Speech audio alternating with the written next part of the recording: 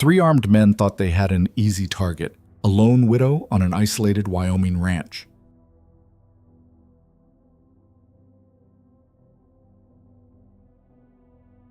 They were dead wrong.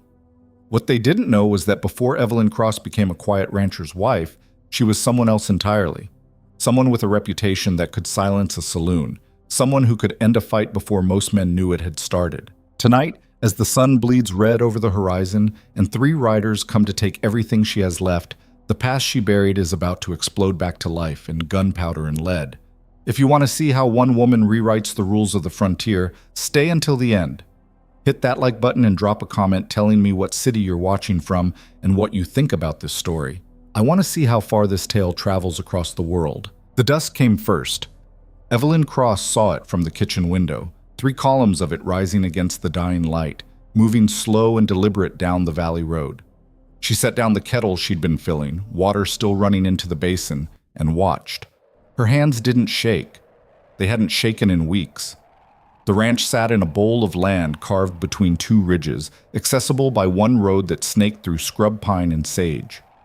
Anyone coming had to announce themselves long before arrival. That was why her husband had chosen this spot 23 years ago. Privacy. Safety. A place where a man could build something that mattered. Now it was just her and the ghosts. She turned off the pump and dried her hands on her apron, moving to the front room. The floorboards creaked under her boots. The 3rd plank from the door, the one near the stone hearth. The boards beneath the window. She knew every sound this house made, every groan and whisper. It had been her whole world for more than 2 decades. Through the window, the riders were closer now. She could make out shapes. 3 men, riding in formation, 1 ahead, 2 flanking. Not the casual approach of neighbors or the hurried pace of messengers. This was something else, something calculated. Evelyn moved to the corner cabinet and opened the bottom drawer. Beneath a folded quilt, her fingers found oilcloth. She unwrapped it carefully, revealing 2 revolvers. Colt single-action Army .45s, nickel-plated with worn walnut grips. The metal caught the last rays of sunlight slanting through the window, throwing fractured light across the wall. She hadn't touched these guns in 24 years, not since the day she'd wrapped them and sworn she was done with that life. But that was before the valley started dying. It had begun 3 months ago, subtle at first. Cattle going missing, just 1 or 2 head, easy to blame on rustlers or wolves. Then the creek that fed her pasture ran brown for a week, killing half her remaining herd. Her neighbor to the south, Tom Hendricks, found his fence lines cut and his water tanks poisoned. Within a month, he'd sold to the Wyoming Land Development Company for a fraction of what his property was worth. That's when the tax notices started arriving. Evelyn pulled them from her other pocket now, 3 official-looking documents stamped with the territorial seal. Each one claimed she owed back taxes on her land dating to 1879, amounts that grew more absurd with each notice. The first, $87. The second, $214. The third, which had arrived just yesterday, $463, payable immediately or face seizure of property.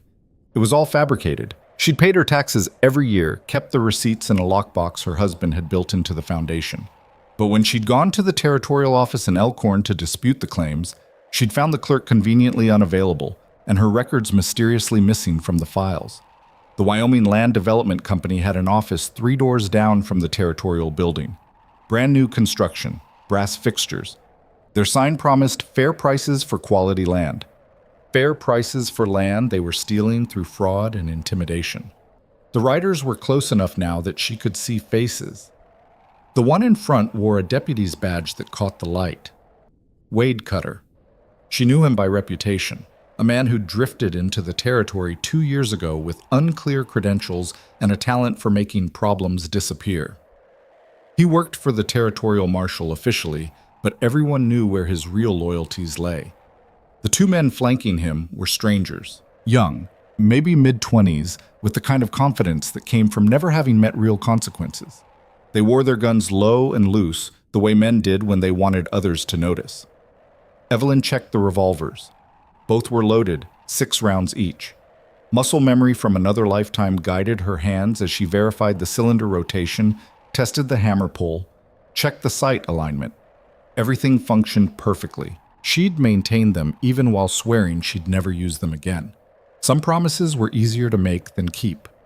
She set the guns on the table beside the door and walked onto the porch. The evening air carried the smell of sage and distant rain, though the sky showed no clouds. September in Wyoming territory meant wild swings, scorching days, frigid nights, weather that could turn fatal in the space of an hour. The land didn't forgive mistakes, neither did she. The riders pulled up 20 feet from the porch, arranging themselves in a triangle formation. Cutter in the middle, the two younger men spread wide on either side. It was a kill pattern. She recognized it instantly. Fields of fire carefully positioned so no single defender could cover all angles. They'd done this before. Cutter dismounted first, making a show of stretching his back and adjusting his gun belt. He was a big man, running to fat, but still dangerous. His badge sat crooked on his vest, and his mustache needed trimming. He smiled like a man who'd already won. "Mrs. Cross," he called out, his voice carrying false friendliness. "Hope we're not disturbing your supper."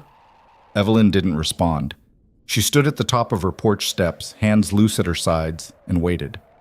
The silence stretched. One of the younger men shifted in his saddle, leather creaking. His horse snorted and pawed the ground. Cutter's smile tightened. "We got official business to conduct, ma'am. Regarding your property taxes." "I've paid my taxes," Evelyn said. Her voice came out steady, flat, no emotion to grab onto. "Well now, that's where we got a problem." Cutter pulled a folded document from his jacket. "According to territorial records, you're in arrears dating back to '79. Significant arrears." He made a show of squinting at the paper.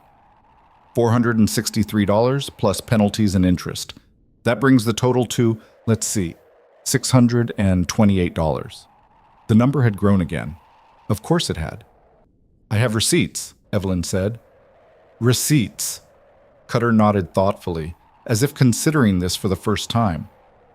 "You bring those receipts to the territorial office?" "You know I did." "And what did they tell you?" "That the records were missing." "Well, there you go." Cutter spread his hands, the picture of regretful authority. "Can't dispute what ain't in the files. Now, the company I represent, Wyoming Land Development, they're prepared to make you a generous offer. $300 for the property, square you up with the territory, leave you with enough to start fresh somewhere else. $300 for 160 acres of prime grazing land, a solid house, outbuildings, water rights, and established herds. Tom Hendricks had gotten $400 for twice the acreage, and everyone knew he'd been robbed. "Not interested," Evelyn said. The younger man on the left laughed, short and sharp, like a cough. Cutter shot him a look that killed the sound. "Ma'am, I don't think you understand the situation here." Cutter's voice lost its friendly edge. "This ain't a negotiation. The territory has declared your property forfeit. We're here to execute that decree. Now, you can take the company's offer and walk away with something, or you can refuse and walk away with nothing. Either way, you're walking away." "No," Evelyn said. "I'm not." The younger man on the right leaned forward in his saddle. "Lady, you deaf? The deputy just told you—" "I heard him," Evelyn interrupted. "And I'm telling you no." Cutter sighed, the sound of a patient man reaching his limit. "Mrs. Cross, you're alone out here. Your husband's been dead, what, 6 months? You got no hands, no help, no family. You really want to make this difficult?" 7 months, Evelyn said. "John died 7 months ago." "My condolences." Cutter's tone suggested he'd forgotten the moment he said it. "Point stands. You're one woman against legal authority. Best thing you can do is accept reality and move on." "Best thing you can do," Evelyn said quietly, "is get back on your horses and leave my property." The temperature seemed to drop 10 degrees. The younger men exchanged glances. Cutter's jaw worked, grinding something between his teeth. "We tried being reasonable," he said. "No, you didn't," Evelyn replied. "You tried being clever. There's a difference." Cutter took a step forward. His hand didn't move toward his gun, but the weight of the gesture hung in the air between them. "Last chance, Mrs. Cross. Take the money, or take nothing. Choose." Evelyn looked at each man in turn. The one on the left was nervous.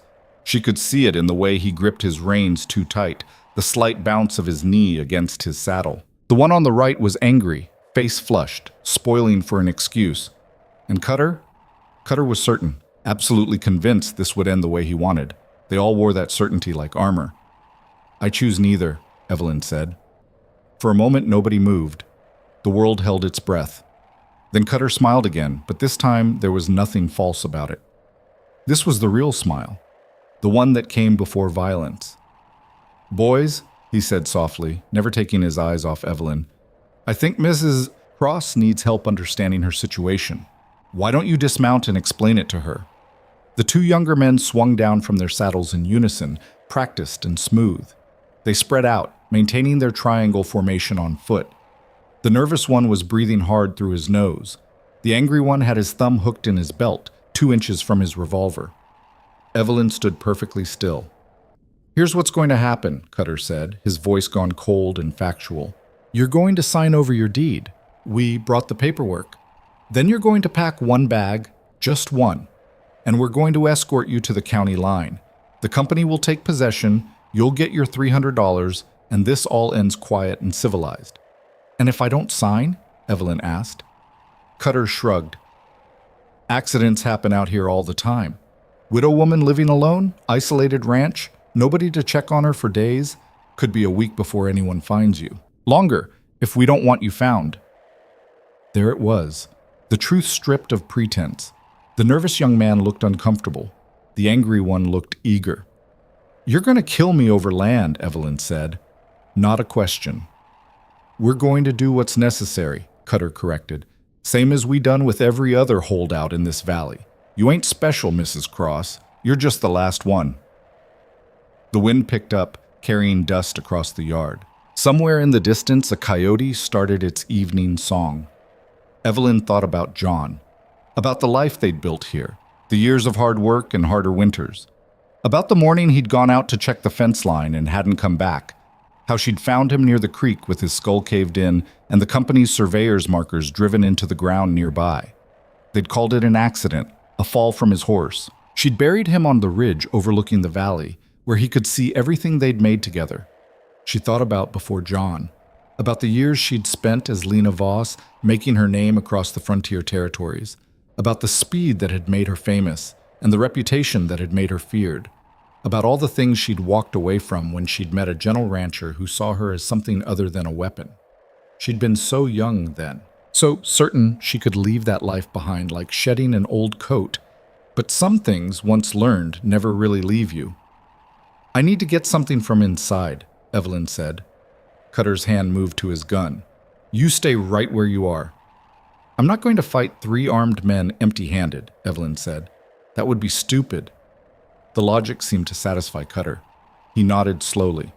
"All right, but make it quick, and keep your hands where we can see them." Evelyn turned and walked into the house, leaving the door open behind her. Her heart was beating steady and slow, the way it always had before. No fear, no doubt. Just cold calculation and the muscle memory of 1,000 draws. The revolvers lay on the table where she'd left them. She picked them up. Through the open door, she could hear Cutter talking to his men in low tones, probably giving final instructions, probably deciding which one would do it. Evelyn wrapped a gun belt around her waist, not the fancy rig with silver conchos she'd worn in her youth, but something simpler, functional. She holstered one revolver on her right hip and kept the other in her hand. In the mirror by the door, she caught her reflection. A woman in her 50s, lines carved around her eyes from decades of sun and squinting. Gray threading through hair she kept tied back. Hands that had kneaded bread dough and mended fences and held a dying husband. But underneath all that, something else looked back. Something that had never really gone away. "Lena," she whispered to her reflection. The name felt strange after so many years, like speaking a foreign language. One last time. She walked back onto the porch. The 3 men had moved closer, tightening their formation. Cutter stood 15 feet away, the 2 younger men flanking him at angles that gave them clear shots while preventing crossfire. Professional positioning executed by men who knew their business. They saw the gun in her hand. "Well now," Cutter said softly. "That's disappointing, Mrs. Cross. I really hoped you'd see sense." "I see fine," Evelyn said. "You planning to shoot a deputy?" Cutter's hand rested on his own gun now. casual, but ready. That's a hanging offense. You're not here as a deputy, Evelyn said. You're here as a thug, and I've killed thugs before. That landed like a stone in still water. The nervous young man actually took a half step back. The angry one's face went darker. Big talk from an old woman, the angry one said. Carson, Cutter warned, but his eyes never left Evelyn. Something had changed in his expression, a flicker of uncertainty. You know, Evelyn said quietly, there was a time when my name meant something. When men heard it and decided their business could wait. When smart people crossed streets to avoid my path. Your name's Evelyn Cross, Cutter said, but his certainty was cracking. Now it is, Evelyn agreed. 24 years I've been Evelyn Cross. Good woman, quiet woman, rancher's wife. She raised the revolver, holding it loosely at her side. But before that I was someone else. The nervous young man's eyes went wide. Jesus Christ, he whispered. Voss. You're Lena Voss. The name hung in the air like smoke. Cutter's face went pale. The angry one, Carson, looked confused, his youth showing, but the nervous one knew. Everyone who'd spent time in the territories knew the stories. Lena Voss, who'd outdrawn 3 men in Deadwood and left them bleeding in the street. Lena Voss, who'd walked into a saloon in Cheyenne and ended a range war with 6 bullets in under 4 seconds. Lena Voss, who'd disappeared 15 years ago and become a ghost story men told to frighten each other. That's just talk, Cutter said, but his hand was tight on his gun now. Old legends. Probably, Evelyn said. I'm old, slow, haven't fired a gun in anger in more than 20 years. She smiled, and it had no warmth in it at all. But you're about to find out if the legends were true. The moment crystallized. 3 armed men, young and strong and confident. 1 widow woman, gray and weathered and supposedly easy. Everything hung on the next breath. You can't beat all 3 of us, Cutter said. Maybe not, Evelyn admitted. But I'll definitely beat you. That's a promise. Carson's hand twitched toward his gun. The nervous one was sweating despite the cool evening air. Cutter's jaw worked, calculating odds. Last chance, Evelyn said. Get on your horses. Leave my land. Tell your bosses the Widow Cross isn't selling. Can't do that, Cutter said. Then we all find out together. The sun touched the horizon, bleeding red across the valley. In that perfect moment between day and night, when shadows stretched long and the world held its breath, 3 men made a choice. They reached for their guns, and Evelyn Cross, who had been Lena Voss, moved like the lightning she'd always been. The nervous one died first. His name was James Pritchard, though Evelyn would never know that. 23 years old, originally from Kansas, wanted to make something of himself in the territories. He joined Cutter's crew 3 weeks ago because the money was good and the work seemed easy. Intimidating farmers and widows, burning out stubborn homesteaders, making problems disappear. Easy money. Until it wasn't. His hand barely touched his gun's grip before Evelyn's first bullet took him in the chest, punching through his ribs and shredding his left lung. The impact spun him sideways, and he was dead before he understood what had happened. Carson managed to clear his holster. He was faster than James, anger fueling his draw, and his revolver came up in a smooth arc that would have been impressive in any saloon quick-draw contest. He might have even gotten a shot off. Might have, if he'd been facing anyone else. But Evelyn had spent 15 years perfecting one skill above all others, the ability to end fights before they truly started. Her second shot caught Carson in the throat, just above his collarbone. The bullet severed his carotid artery and exited through the back of his neck, taking pieces of his spine with it. He dropped like a puppet with cut strings, his revolver clattering uselessly on the hard-packed dirt. 2 men down in less than a heartbeat. Cutter got his shot off. The deputy was good, better than his men anyway. His bullet cracked past Evelyn's left ear close enough that she felt the air displacement, close enough that it left her hearing on that side ringing like a church bell. Close, but not close enough. She was already moving, her body remembering patterns drilled into muscle 2 decades ago. Weight shifted, torso angled, making herself a smaller target. Her third shot took Cutter in the right shoulder, spinning him and destroying his aim. His second shot went wild, burying itself in the porch boards 3 feet from where Evelyn stood. He stumbled backward, trying to transfer his gun to his left hand, shock and pain fighting for control of his face.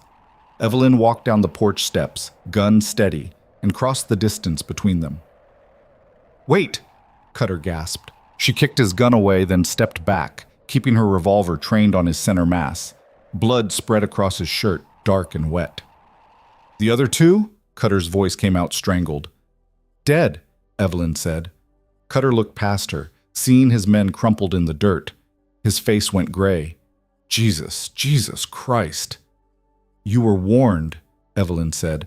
I didn't think." He clutched his shoulder, blood welling between his fingers. "The stories. They said you were fast, but you thought they were exaggerated," Evelyn finished. "Everyone does." The horses had scattered during the gunfire, spooked by the noise and the smell of blood. In the distance, she could hear them crashing through sagebrush. They'd stop eventually, standing confused in the gathering dark.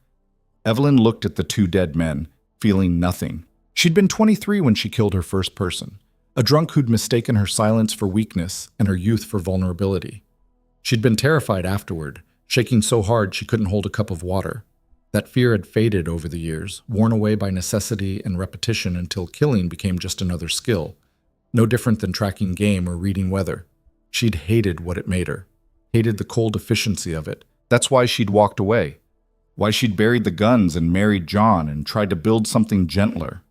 But the hate was gone now too, burned away by the sight of her husband's body and the knowledge that these men would have killed her just as casually. "Your shoulder's not fatal," she told Cutter. "If you get to a doctor."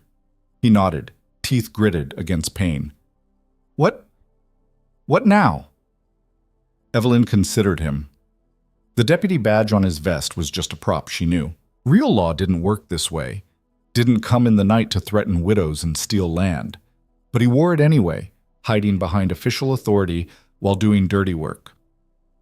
"Now you carry a message," she said. "What message?" "Tell the Wyoming Land Development Company that the Cross Ranch isn't for sale. Tell them what happened here. Tell them that if they send anyone else, they better send more than 3. She paused. "And tell them that Lena Voss says hello." Cutter's eyes widened. They won't just let this go." "Probably not," Evelyn agreed. "But they'll think twice. And thinking twice might be enough." She walked to where James Pritchard lay, his young face frozen in surprise. In his vest pocket, she found what she was looking for, folded papers bearing the territorial seal. The forged tax documents, evidence of fraud that would evaporate if she let Cutter carry it away. "Leave those," Cutter said weakly. Evelyn ignored him, tucking the documents inside her own jacket. Then she moved to Carson's body and repeated the search, finding similar papers plus a hand-drawn map marking properties throughout the valley. Each marked property had a notation: secured, in progress, or resistant. The Cross Ranch was marked final holdout. She showed Cutter the map. "How many?" "What?" "How many families did you drive out?" Cutter looked away. I was just following orders." "How many?" Evelyn's voice went flat and cold. 11, Cutter whispered. 11 properties over 8 months. 11 families, 11 lives disrupted, 11 dreams crushed. All so rich men in Denver and Chicago could add another few hundred acres to their holdings, all hidden behind official-looking documents and men with badges. "Can you ride?" Evelyn asked. Cutter nodded slowly. "Then get out of here. Your horse is that way." She pointed toward the sound of nervous whinnying. "Tell your bosses what I told you. And Cutter?" She waited until he met her eyes. "Don't come back." "What about—" He gestured weakly at the bodies. "I'll take care of them." "You can't just—" This was self-defense, but you can't just bury 2 men without— "I can do whatever I need to do," Evelyn interrupted. "Same as you've been doing for 8 months. Now get out while you still can." Cutter struggled to his feet, cradling his wounded shoulder. He staggered toward the sound of his horse, stopping once to look back. "They won't believe it," he said. "What you did. Nobody's that fast anymore." "Then they'll learn," Evelyn said. She watched until he disappeared into the dusk, then turned back to the ranch. The 2 dead men lay where they'd fallen, their blood already starting to seep into the thirsty earth. Evelyn felt the weight of it settle on her shoulders.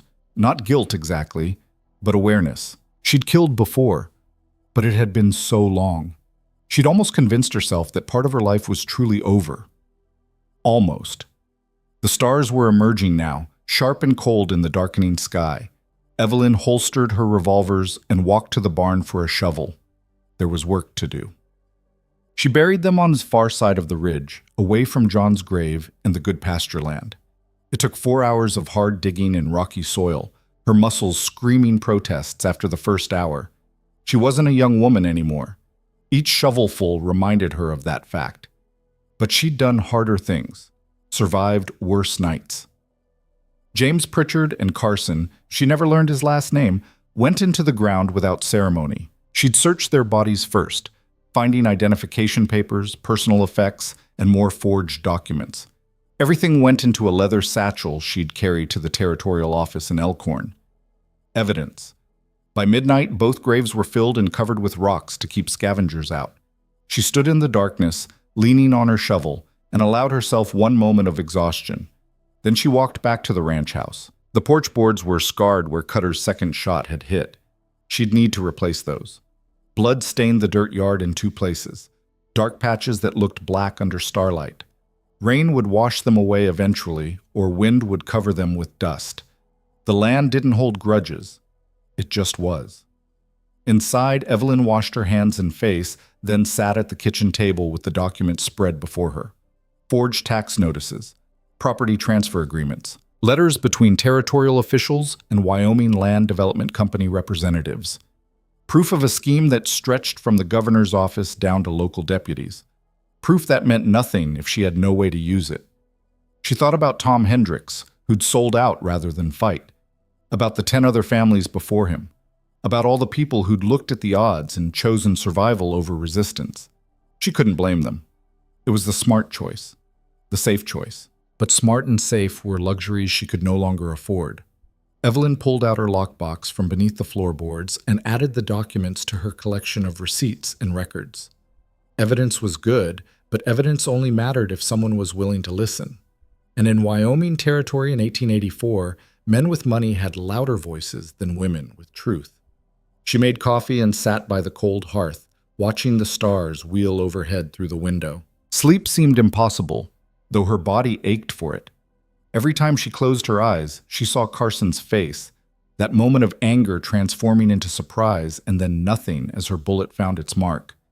She'd killed him, killed them both, ended their lives with mechanical precision and moved on to the next threat without pause. That's what the old skills did. They made killing efficient, clean, almost easy. John would have been horrified.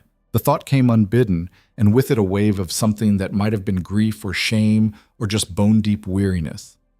John had known about her past. She told him everything before they married, believing he deserved the truth, but he'd known her as someone trying to change, trying to be better. What would he think now, seeing her standing in their yard with smoking guns, 2 men dead at her feet? "I'm sorry," she whispered to the empty room, "but they didn't leave me a choice." The words felt hollow even as she said them. There were always choices. She could have taken the money and left, could have walked away like the others, but this was her home, her land, the life she'd built with a man who'd seen her as more than a killer. She wouldn't surrender it to men who dealt in fraud and intimidation and casual murder. The coffee went cold as she sat thinking, planning. Cutter would make his report. The company would have to respond. She'd killed 2 of their men and maimed a third. They couldn't let that stand without losing face, losing control. More men would come, probably better men. Professionals instead of thugs wearing deputy badges. But they'd come knowing what she was now. Knowing that the legends weren't exaggerated, that Lena Voss was real and dangerous and protecting her ground. That knowledge was a weapon of its own. Dawn came slowly, painting the eastern sky in shades of pink and gold. Evelyn stood on her porch, watching the light spread across the valley. Her valley, bought with sweat and sacrifice and blood. Below, in the yard, dark stains marked where 2 men had tried to take everything from her and found a widow who wouldn't bend. She'd sent a message last night. Now she had to wait to see if anyone was smart enough to hear it. The coffee pot was empty, the stars had faded, and somewhere in the distance a rooster welcomed the new day with crowing that echoed off the ridges. Evelyn Cross, who had been Lena Voss and might be again, went inside to begin her morning chores. The cattle needed feeding. The fences needed checking. Life, ordinary and brutal, continued. And somewhere, men were making plans that involved her death. She'd be ready. The cattle were restless that morning. Evelyn noticed it as she scattered feed across the trough, the way the remaining herd bunched together near the far fence line instead of rushing forward like they normally did. Animals knew things, smelled things humans missed, blood probably. Death soaked into the earth just beyond the ridge. She finished the feeding and walked the fence line, checking for breaks. The sun climbed higher, burning off the morning chill, and her shoulder ached from the digging she'd done in the dark. 53 years old and breaking ground for graves. Not how she'd imagined spending her September. By mid-morning, she'd repaired 3 sections of fence and inventoried what was left of her herd. 18 head of cattle where there should have been 42. The missing animals hadn't wandered off or fallen to predators. They'd been systematically stolen over the past 3 months, driven off in the night while she slept. Part of the pressure campaign to make her sell. She should have acted sooner, should have seen the pattern earlier. But she'd been grieving, lost in the fog that followed John's death, trying to maintain a ranch that needed 2 people to run properly. The missing cattle had seemed like just another problem in a long list of problems, nothing she could solve by herself. That fog had lifted last night, burned away in gunpowder and necessity. Around noon, a rider appeared on the horizon. Evelyn was in the barn, organizing tools when she heard hoofbeats. Single horse, moving at a steady pace. Not the careful approach of last night's visitors, but not casual either. Someone who knew where they were going. She stepped into the sunlight, shading her eyes. The rider was a woman, which surprised her. Side saddle, wearing a split riding skirt and a wide-brimmed hat that had seen better days. She pulled up at the yard's edge and dismounted with practiced ease.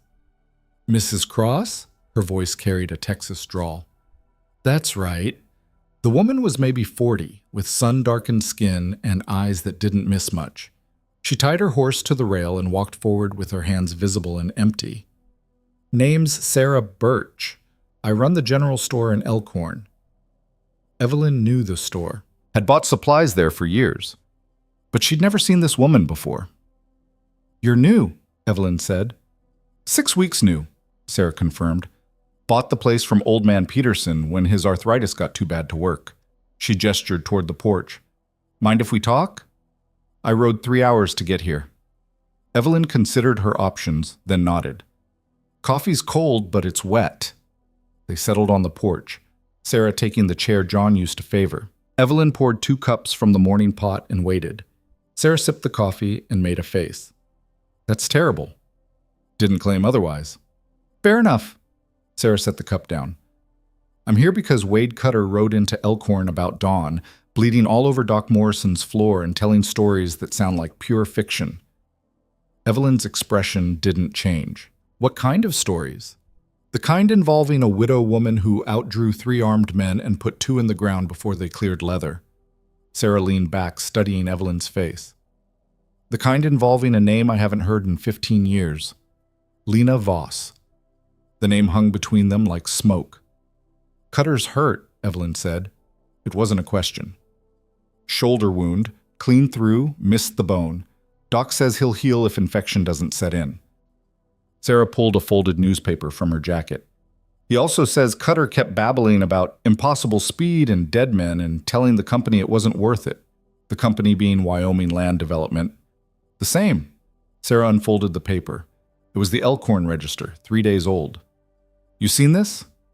The headline read, "Territorial Governor Announces Partnership with Development Firm." Below it, an article detailed how Wyoming Land Development Company had been granted special authority to acquire properties for public improvement and economic development.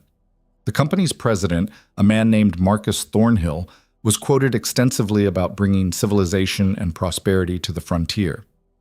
"Public improvement," Evelyn said flatly. "That's what they call it when they steal your land legal," Sarah agreed.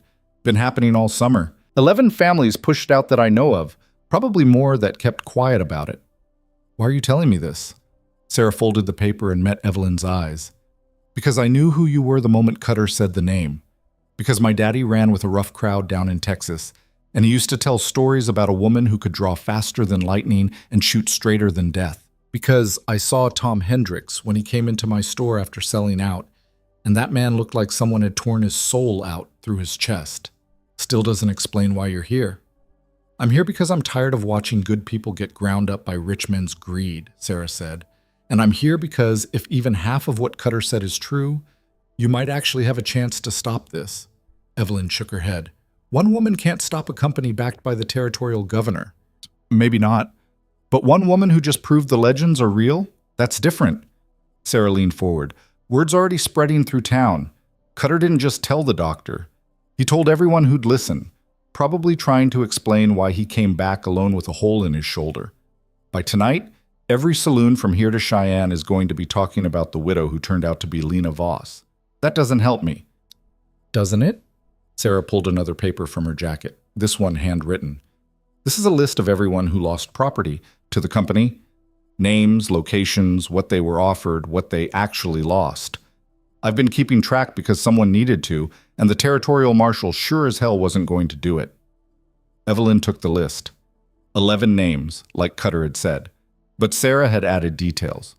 Tom Hendricks, 320 acres, offered $400, actual value $2,800. Martha Collins, 160 acres, offered $200, actual value $1,600. The numbers went on, each one representing a family driven from their home. What am I supposed to do with this? Evelyn asked. Whatever you think is right, Sarah said. But you should know that not everyone left quietly. Martha Collins tried to fight them in court. Case got dismissed on a technicality before it even started. Ben Sawyer took his complaint to the territorial marshal. Marshal told him to take the company's offer or face federal charges for tax evasion. They own the law, Evelyn said. They rent it, Sarah corrected. There's a difference. Rent can be broken if you know where to apply pressure. A hawk circled overhead, riding the thermals. Evelyn watched it for a moment, thinking. Why'd you really come out here, Miss Birch? Sarah was quiet for a long moment. When she spoke, her voice had lost its edge. Because my husband was one of the 11, Bill Birch. Ran a small ranch 15 miles south of here. Company wanted his water rights. When he wouldn't sell, they accused him of stealing territorial cattle. No proof, no trial, just an accusation. Bill went to defend himself at the marshal's office and never came back. They killed him? They called it resisting arrest. Sarah's hands were white-knuckled on her coffee cup. Deputy shot him in the back while he was trying to leave. Wade Cutter was there, wrote the report that's made it all legal. The pieces were coming together now. That's why you bought the store. Couldn't run the ranch alone, and I wasn't going to let them take it for nothing.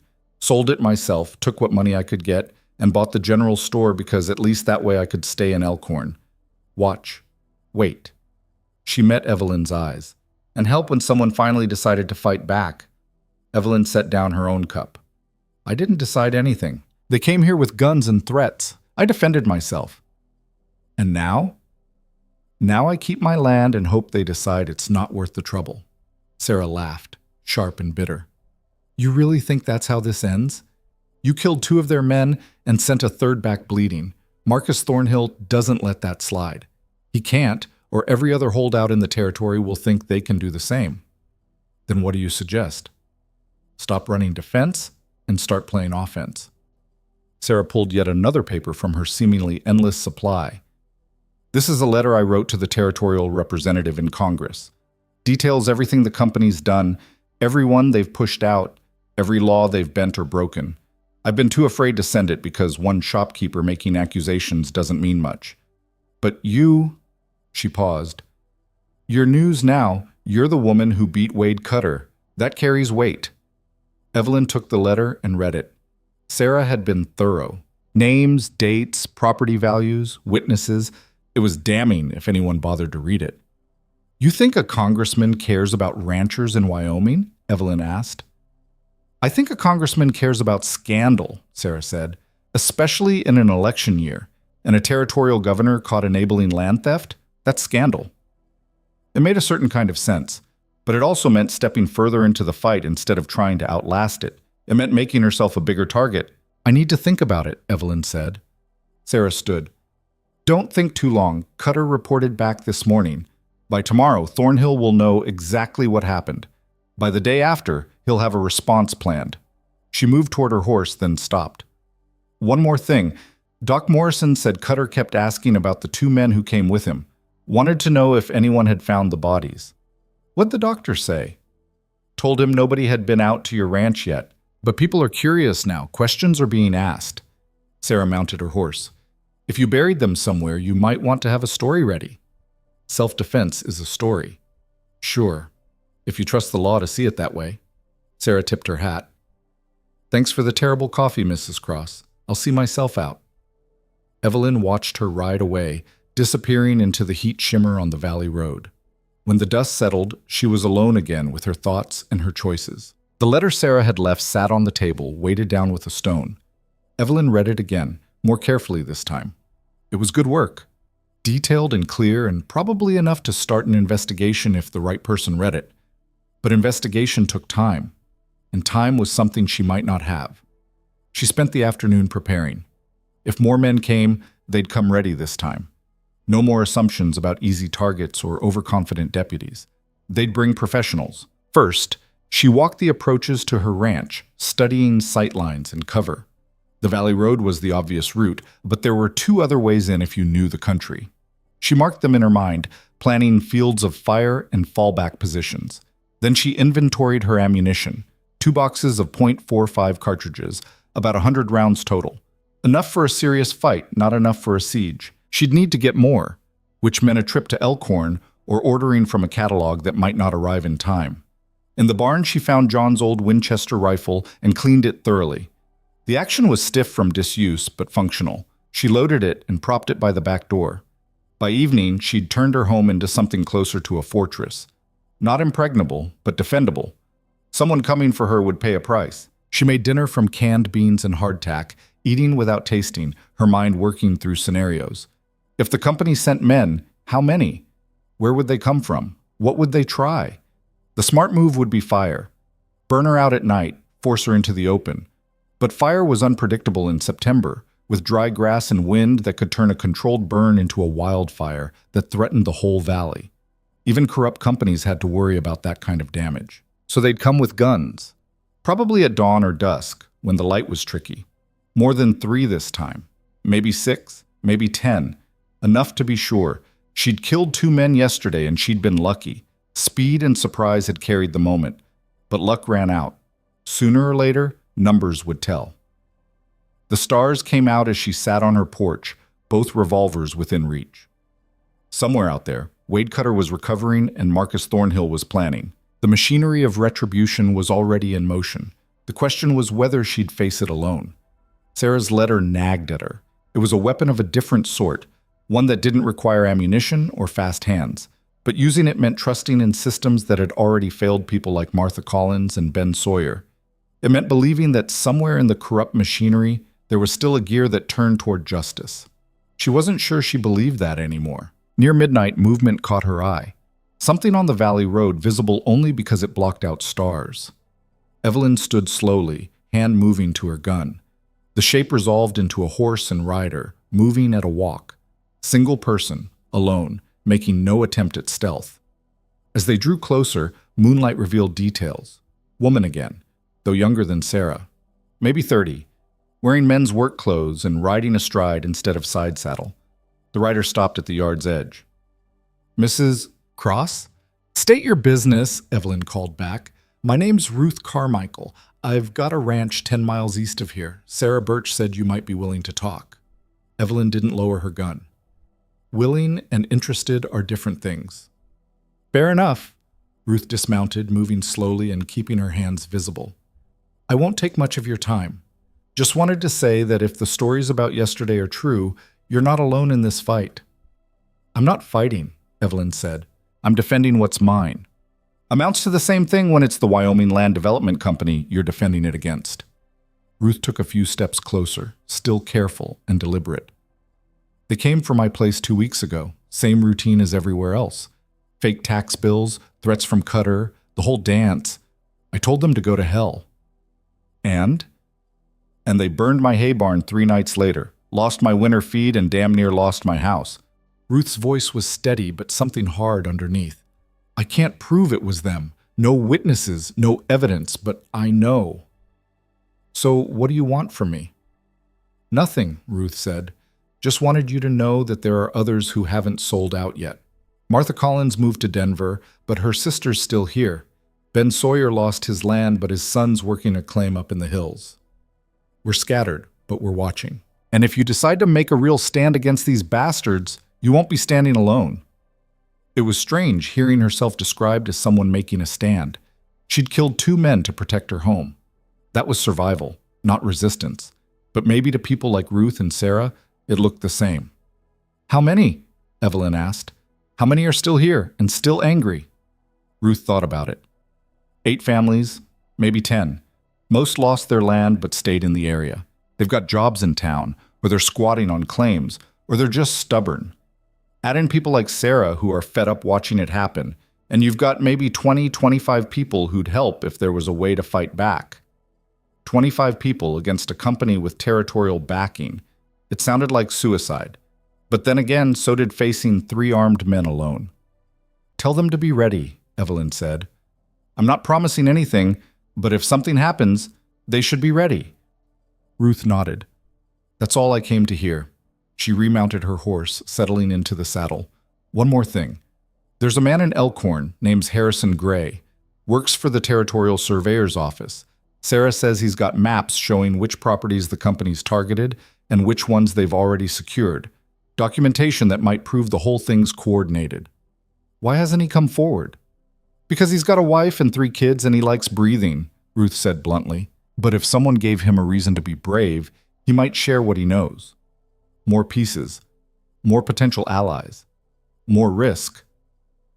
Evelyn watched Ruth ride away into the darkness, then sat back down on her porch. The night was quiet except for the usual sounds. Cattle shifting in the pasture, wind through the sage. Somewhere far off, a coyote called, and another answered. She thought about 25 angry people scattered across the valley. Thought about Harrison Gray and his maps. Thought about Sarah's letter waiting on her table. Thought about 2 fresh graves on the back ridge and a husband buried on the hill. The smart play was to wait. Let the company make the next move, defend if attacked, survive if possible. Don't escalate. Don't make it worse. But Evelyn had spent 24 years being smart, being quiet, being the kind of woman who kept her head down and her past buried. And where had that gotten her? Alone on a threatened ranch, waiting for the next group of hired guns to arrive. Maybe it was time to stop being smart. She went inside and found paper and ink. The letter she wrote was short and direct, addressed to Congressman William Ashford in Washington. She used Sarah's letter as a template, but added her own details. Names of the dead men, description of the confrontation, the forged documents she'd taken from their bodies, and at the end, a simple declaration. I am Evelyn Cross, formerly known as Lena Voss. The Wyoming Land Development Company has attempted to steal my property through fraud and intimidation. When they sent men to force me from my home, I defended myself. 2 men died. I regret the necessity but not the outcome. I am prepared to testify under oath to everything detailed above. It was a gamble. Politicians were unreliable at best, corrupt at worst. But it was a different kind of weapon, one that might work where bullets couldn't reach. She sealed the letter and set it aside. Tomorrow, she'd ride to Elkhorn. Post the letter. Talk to Harrison Gray if she could find him. Maybe visit the doctor and see what else Cutter had said. Maybe start turning defense into offense, like Sarah had suggested. The decision settled something in her chest. Not peace exactly, but purpose. Direction. She'd spent weeks adrift after John's death, reactive and grieving. Now she had a plan. It probably wouldn't work. The company had too much power, too many connections. But at least she'd go down swinging instead of waiting to be pushed. She checked the guns one more time, then went to bed. Sleep came eventually, shallow and dream-filled. She saw John's face, the way he'd looked the morning he'd kissed her goodbye and ridden out to check the fence line. Saw Cutter's shocked expression when her first bullet hit home. Saw the faces of all the people who'd lost their homes to greed and lies. In the dream, she stood alone on an empty plain while an army marched toward her. No cover, no escape. just her and 2 guns and the certain knowledge that this was how it ended. She woke before dawn, sweating and disoriented. The ranch was silent. Nothing moved in the pre-dawn darkness.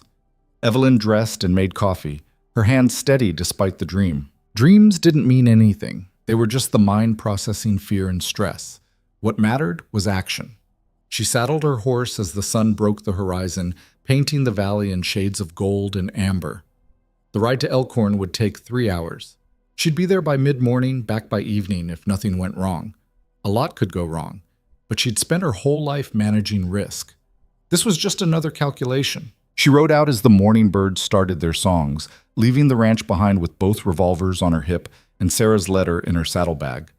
The valley spread around her, beautiful and brutal, worth fighting for even if the fight was already lost. Ahead, Elkhorn waited. And beyond Elkhorn, the machinery of power that wanted her gone. Evelyn Cross, who had been Lena Voss and was becoming something new, rode toward whatever came next with her eyes open and her guns ready. The war had started whether she wanted it or not. Now she just had to survive it. 1034 Elkhorn sat in a shallow basin where 2 creeks converged, a collection of wood-frame buildings that had grown from a trading post into something resembling a town over the past decade. Main Street ran 3 blocks long, flanked by a general store, 2 saloons, a hotel that had seen better days, the doctor's office, a livery, and the territorial office that served as courthouse, land registry, and seat of whatever law existed this far from civilization. Evelyn rode in just before 10, her horse tired from the journey. Eyes tracked her movement down Main Street, conversations dying as she passed. Word had spread fast. She could feel the weight of recognition in every stare, the way people stepped back to give her space. She tied her horse outside Sarah's general store and went inside. The shop smelled of leather and tobacco, and the sharp tang of pickle brine. Sarah was behind the counter measuring out flour for a woman Evelyn didn't recognize. The customer took one look at Evelyn, grabbed her purchase without waiting for change, and hurried out. "Subtle," Sarah said, watching the woman flee. "You've got the whole town spooked." "Wasn't trying to spook anyone." "Don't have to try when you're a living legend who just proved the legends are true." Sarah came around the counter, wiping flour dust from her hands. "Doc Morrison's been holding court at the Silver Dollar since yesterday afternoon, telling anyone who'll buy him a drink about Cutter's condition and the things Cutter said. By now, half the territory thinks you're 10 feet tall and shoot lightning from your fingers. Other half? Thinks you murdered 2 men in cold blood and should hang for it." Sarah leaned against the counter. "Marshall's asking questions. Wants to know where the bodies are. Wants statements. Wants to examine the scene. He's been out to your ranch twice since yesterday. You weren't there." "I was preparing." "For what?" "Whatever comes next." Evelyn pulled the letter from her saddlebag. "I need this posted to Washington. Registered mail. Fastest route." Sarah took the envelope and read the address. Her eyebrows went up. "You're actually doing it. Unless you think it's a bad idea." "Oh, it's probably a terrible idea," Sarah said. "But terrible ideas are all we've got left." She tucked the letter into her cash box. "I'll take it to the post office myself, make sure it goes out on today's stage. Should reach the territorial capital in 3 days, Washington in 2 weeks if we're lucky." 2 weeks is a long time." "It is," Sarah agreed. "Question is whether you've got 2 weeks. Thornhill's people are in town. Saw them check into the hotel yesterday evening. 4 men, professional types. Not thugs like Cutter's crew." Evelyn had expected as much, but hearing it confirmed still sent a cold thread through her gut. "They make any moves?" "Not yet. Just watching, listening, asking careful questions." Sarah moved to the window and looked out at the street. "There's one more thing you should know. The territorial marshal issued a warrant this morning for your arrest." The words hung in the air like smoke. "On what charge?" Evelyn asked, though she already knew. "Murder. 2 counts. Marshal says you killed James Pritchard and Carson Dye without justification, buried the bodies to hide evidence, and assaulted a deputy in the execution of his duties. That's not what happened. I know that. You know that. But Cutter's telling a different story. Says he came to serve legal papers. You opened fire without provocation. Killed 2 men before they could defend themselves. He's lying." "Of course he's lying. But his story has a badge behind it, and yours doesn't." Sarah turned from the window. Marshall's organizing a posse. Plans to ride out to your ranch tomorrow morning with a dozen men. Arrest you, search the property, dig up the bodies if they can find them. Evelyn thought about the graves on the back ridge, carefully filled and covered with rocks. A dozen men could find them easily enough if they knew where to look. And once they had the bodies, once they controlled the evidence, the narrative would be whatever the company wanted it to be. "I need to see Harrison Gray," Evelyn said. "The surveyor? Why?" Ruth Carmichael said he has maps, documentation of the company's targets. Sarah considered this. "He does, but Harrison's scared, been walking around looking over his shoulder ever since Bill died. You think he'll talk to you?" "I think he'll talk to Lena Voss." A smile ghosted across Sarah's face. "Maybe he will. His office is above the land registry, backstairs on the east side. But be careful. The company men are watching, and if they see you going to Harrison, they'll know he's connected." "Let them watch," Evelyn said. "I'm done hiding." She left the store and walked down Main Street, feeling eyes track her from windows and doorways. The territorial office sat at the far end, a two-story structure with the land registry on the ground floor and various administrative offices above. The back stairs Sarah had mentioned led up from an alley choked with weeds and discarded crates. Evelyn climbed them slowly, her boots loud on the weathered wood. At the top, a door with frosted glass read "Surveyor, Territorial Land Office." She knocked. No answer. She knocked again. Harder. "Office is closed," a voice called from inside. Male, nervous. "I need to speak with Harrison Gray. Come back tomorrow." "I'm Evelyn Cross," she said clearly. "I think you know why I'm here." Silence, long enough that she thought he might not respond. Then bolts slid back and the door opened a crack. A thin man with spectacles peered out, eyes darting past her to check the alley below. "You shouldn't be here," Harrison said. "Probably not, but here I am anyway." He studied her face for a moment, then stepped back. Quickly. The office was cramped and cluttered with rolled maps, surveying equipment, and stacks of paperwork that covered every available surface. Harrison locked the door behind her and moved to the window, peering through the blinds at the street below. "They're watching," he said. "The company men. They've been watching since yesterday." "Watching for what?" "Anyone who might help you. Anyone who might talk." Harrison turned from the window, wringing his hands. "I can't be seen with you. If they know I spoke to you, if they think I gave you anything, then give me something worth the risk," Evelyn said. Harrison swallowed hard. "What Ruth told you is true. I have maps showing every property the company's targeted over the past year. Dates, locations, acquisition methods. It's all documented because I'm required to file surveys for every land transfer. I've seen the pattern. They're building a corridor from the railroad line to the mineral deposits up in the northern ranges. Your ranch sits right in the middle of it. Show me." Harrison hesitated, then moved to a filing cabinet and pulled out a large rolled map. He spread it across his desk, weighing down the corners with inkwells and surveying tools. The map showed the valley and surrounding territory in precise detail, with properties marked in different colors. Red for company-owned land, blue for independent ranches, yellow for disputed or targeted properties. Evelyn's ranch was outlined in thick yellow, surrounded by red on three sides. "They've been acquiring land in a deliberate pattern," Harrison explained, tracing his finger along the map. "Started at the railroad, worked outward. Every property between the rail line and the northern deposits.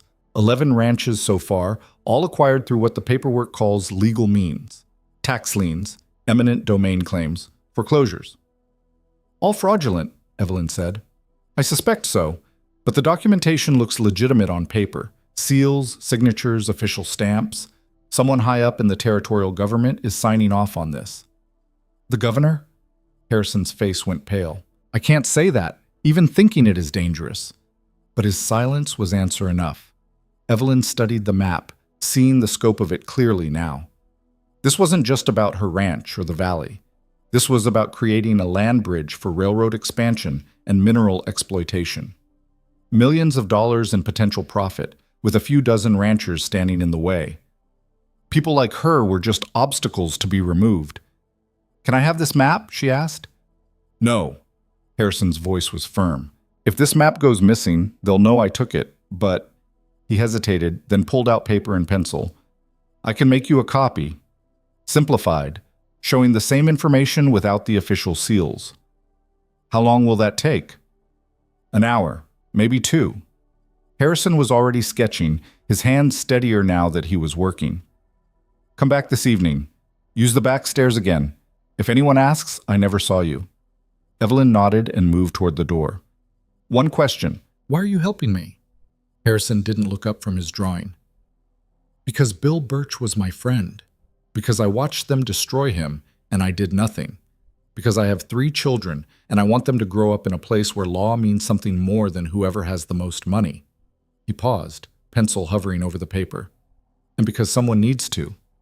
She left him to his work and descended the back stairs. The alley was empty, but she could feel the weight of observation from somewhere. The company men Sarah had mentioned, watching and cataloging her movements. Let them watch. She walked back to Main Street and turned toward the doctor's office. If Cutter was still there, she wanted to see him, wanted to look him in the eye and let him know his lies wouldn't work. The doctor's office sat above a barber shop, accessed by exterior stairs similar to Harrison's. Evelyn climbed them and pushed open the door without knocking. The waiting room was empty except for an old man dozing in a chair and a woman reading a newspaper. They both looked up when Evelyn entered, recognition flashing across their faces. The woman grabbed her things and left quickly. The old man just watched, rheumy eyes curious. A door opened and a man in shirt sleeves emerged, wiping his hands on a towel. Doc Morrison was 60 if he was a day, with white hair and a drinker's nose. He stopped when he saw Evelyn. Mrs. Cross, he said carefully, I assume you're here about Wade Cutter. Is he able to talk? He's able. Whether he wants to is another question. Morrison gestured toward the back room. He's in there, but I should warn you, he's been telling some wild stories about what happened at your ranch. I heard. Are they true? Evelyn met his eyes. Which parts? Morrison studied her for a moment, then shrugged. Not my business either way. Just fix what's broken and send the bill. You can go in, but I'll be right here if there's trouble. Cutter lay on a narrow bed in the back room, his right shoulder wrapped in heavy bandages. His face was pale and drawn, pain etched in the lines around his mouth. He turned his head when Evelyn entered, and something flickered in his eyes. Fear, maybe. Or recognition of a mistake. You shouldn't be here, he said, voice hoarse. Probably not. Evelyn closed the door behind her. But then, you shouldn't have come to my ranch. I was serving legal papers. You were threatening me with murder. There's a difference. Cutter tried to sit up, winced, and fell back against the pillow. The marshals issued a warrant. You're going to hang for what you did. We'll see. Evelyn moved closer, not threatening, but not backing away either. I came to give you a chance to change your story. Tell the truth about what happened. Admit that you and your men came to force me off my land, that you drew first, that I defended myself. Why would I do that? Because the alternative is that I send evidence to the territorial capital and Washington showing the whole scheme, the forged tax documents, the land acquisition maps, the list of families you drove out, all of it. Cutter's laugh came out wet and painful. You think anyone in the Capitol cares? You think they don't already know? This whole operation has official backing from the top down. Your evidence won't change anything. Maybe not, but it'll make noise, and noise brings attention. Newspapers, congressmen, federal marshals. The kind of attention that makes deals collapse and important people nervous. You're bluffing, Cutter said, but uncertainty crept into his voice. Am I? Evelyn leaned against the wall, keeping distance between them. I've got the documents I took off Pritchard and Dye. I've got testimony from 11 families who lost their land. I've got maps showing the whole pattern, and I've got my name, which apparently still means something. How many newspapers do you think want to run a story about Lena Voss fighting corrupt land grabbers in Wyoming territory? Cutter's face had gone from pale to gray. You can't prove any of that holds up in court. Don't need a court, just need public opinion. She pushed off from the wall. But I'm offering you an out. Change your statement, tell the truth. Say it was self-defense. The marshal drops the warrant, the company backs off, and everyone walks away. They'll kill me, Cutter whispered. They might, but at least you'll die with a clear conscience. Evelyn moved toward the door. Think about it. You've got until tomorrow morning when the marshal rides out. She left him there, pale and sweating, and walked past Doc Morrison without a word. The street outside was busier now, midday traffic filling Main Street. She spotted them immediately, the 4 company men Sarah had mentioned. They stood in a loose group outside the hotel, trying to look casual and failing completely. Professional types, Sarah had said. She'd been right. These weren't local thugs or deputies playing at intimidation. These were hired specialists, the kind of men companies brought in when they needed problems solved permanently. One of them met her eyes across the street. He was tall, maybe 40, with the weathered look of someone who'd spent years in rough country. He tipped his hat to her, the gesture somehow more threatening than any glare.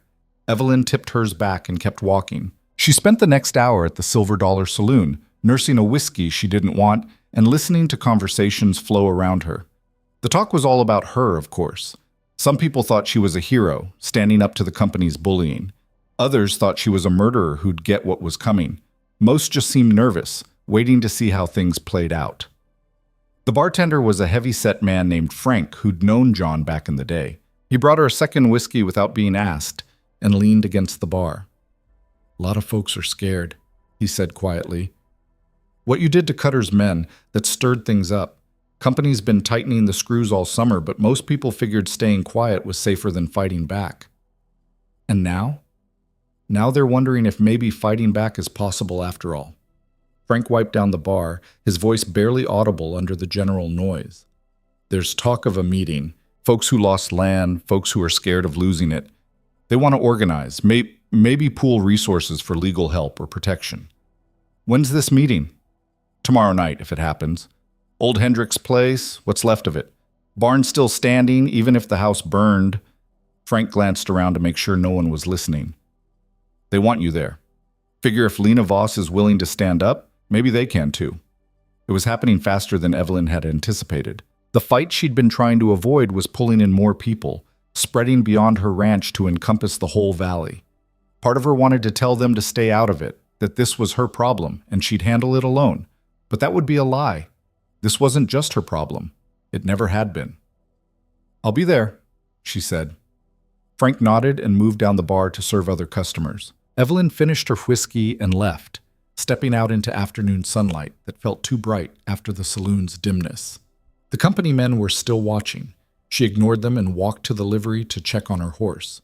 The animal was rested and fed, ready for the ride back. But Evelyn wasn't ready to leave yet. She needed Harrison's map, and she needed to see what else she could learn. She spent the next few hours moving through Elkhorn, stopping at various establishments and talking to people who'd known John or knew her by reputation. Most conversations were brief and careful, people not wanting to be seen associating with her too openly, but information came in fragments. From the blacksmith, she learned that the company had hired 20 new men in the past week, all of them arriving by train and taking rooms at the boarding house on the edge of town. From the woman who ran the boarding house, she learned that those men were professional range detectives, the type hired to handle problems that regular deputies couldn't or wouldn't solve.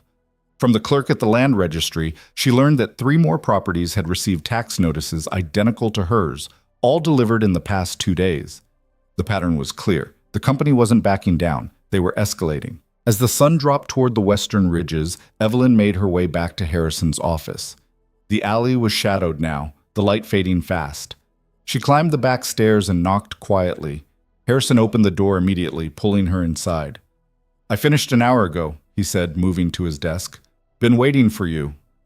The map he'd drawn was simpler than the official version, but contained all the essential information. Properties marked with dates and acquisition methods. The corridor clearly visible, running from railroad to mineral deposits, with her ranch sitting at a critical junction. "This is good work," Evelyn said, rolling it carefully. "There's more." Harrison pulled out another document, his hands shaking slightly. Transfer orders signed by the governor's office. Land grants issued to the Wyoming Land Development Company before the properties were even acquired. They knew which ranches they wanted months before they started the pressure campaign. Evelyn looked at the signatures. Official seals, government stamps, proof of coordination at the highest levels of territorial government. "This is what I needed," she said. "Then use it carefully." Harrison moved to the window again, peering out. "The company men have been circling this building all afternoon. They know you were here earlier. If they see you leave, let them see." Evelyn tucked the documents inside her jacket. I'm done sneaking around. Ah, you're going to get yourself killed. Maybe, but at least I'll go down swinging. She moved to the door, then paused. What you did today matters, Harrison. Don't let anyone tell you different. She descended the stairs without trying to hide, her boots loud on the wood.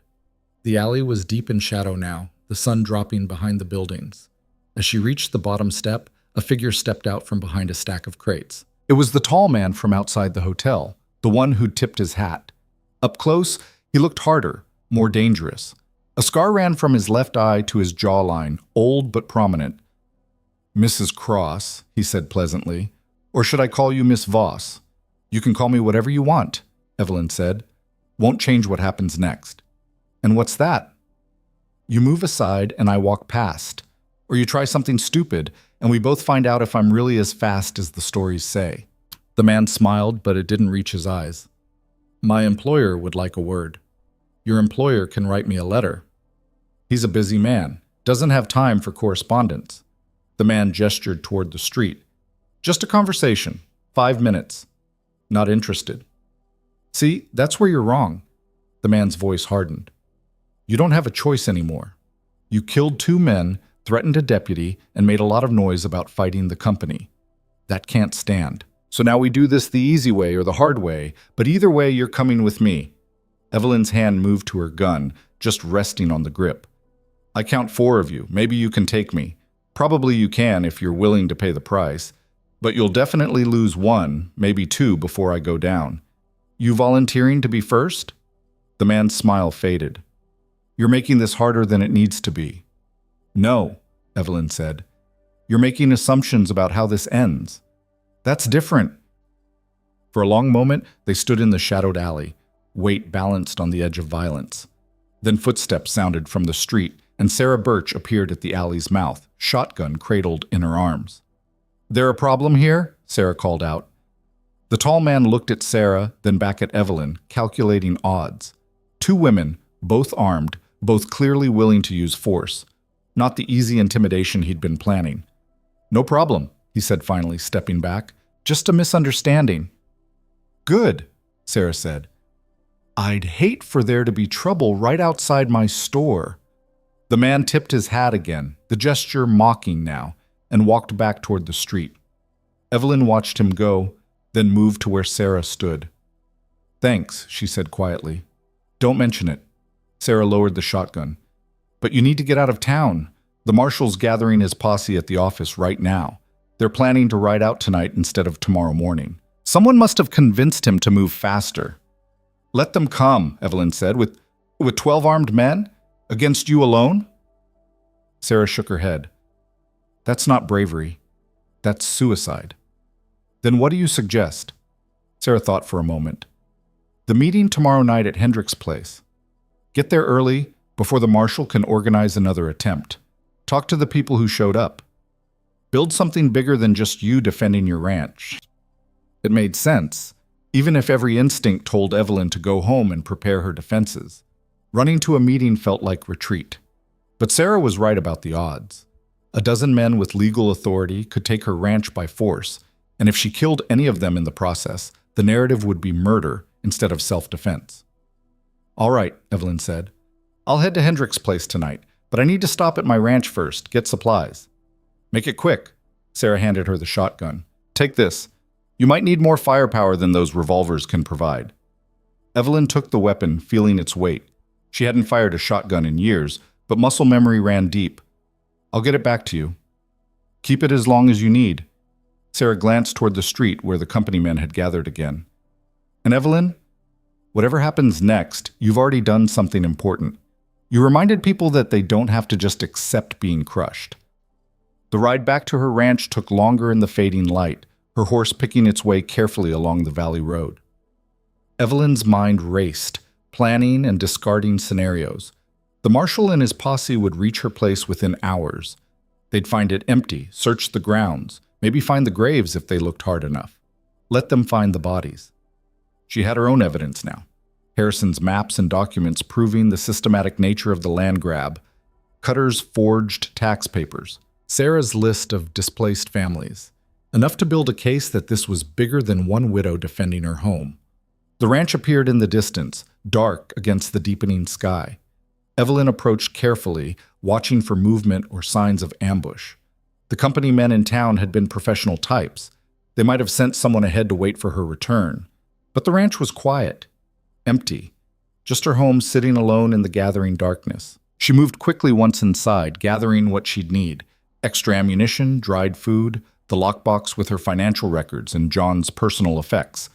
The documents she'd collected over the past 2 days went into a leather satchel, protected and portable. In the bedroom, she paused at the trunk that held John's clothes. His smell still lingered faintly on the fabric. She pressed her face against one of his shirts and allowed herself one moment of grief before closing the trunk and walking away. There wasn't time for sentiment. She loaded everything onto her horse, took one last look at the house, and rode out toward the Hendricks place, 15 miles southwest. Behind her, the ranch sat empty and vulnerable. Everything she and John had built, everything they'd protected and nurtured for 23 years. But some things mattered more than property. The night was cold and clear, stars sharp overhead. Evelyn rode steadily, Sarah's shotgun across her saddle, revolvers on her hips, and enough evidence in her satchel to bring down a territorial governor if anyone was brave enough to use it. Somewhere behind her, a dozen men were riding to arrest her. Somewhere ahead, displaced families were gathering to decide if they'd fight or flee. And somewhere in between, the Wyoming Land Development Company was planning its next move.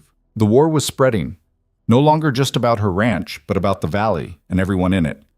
Evelyn Cross, who'd tried to leave violence behind and failed, rode through the darkness toward whatever came next. The woman who'd been Lena Voss was fully awake now, shaking off decades of quiet domesticity like shedding old skin. She'd defended her home. Now she had to defend something bigger. The Hendricks barn rose against the starlight, burned farmhouse a darker shadow beside it. Evelyn could see lantern light flickering through gaps in the barn's walls. People were already gathering. She dismounted, tied her horse, and walked toward the light. Time to find out if scared people could become fighters. Time to turn defense into something that looked like war. The barn smelled of old hay and char from the fire that had taken the main house 3 months ago. Lanterns hung from the crossbeams, casting shifting shadows across the faces of maybe 20 people scattered throughout the space. Some sat on overturned crates, others stood in small clusters, talking in low voices that died when Evelyn stepped through the door. Ruth Carmichael was the first to approach. "Didn't think you'd make it," she said. "Word is the marshal's already at your ranch."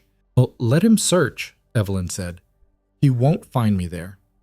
"But he'll find the graves." This came from an older man Evelyn recognized as Ben Sawyer, whose son worked a claim in the hills. "That true? You buried 2 of Cutter's men on your property?" "It's true." The barn went quiet. People exchanged glances, some nervous, some calculating. "Self-defense," Evelyn added. "They came to force me off my land. Drew their guns first. I was faster." "That's not how Cutter tells it," another voice said. A woman in her 30s, face pinched with worry.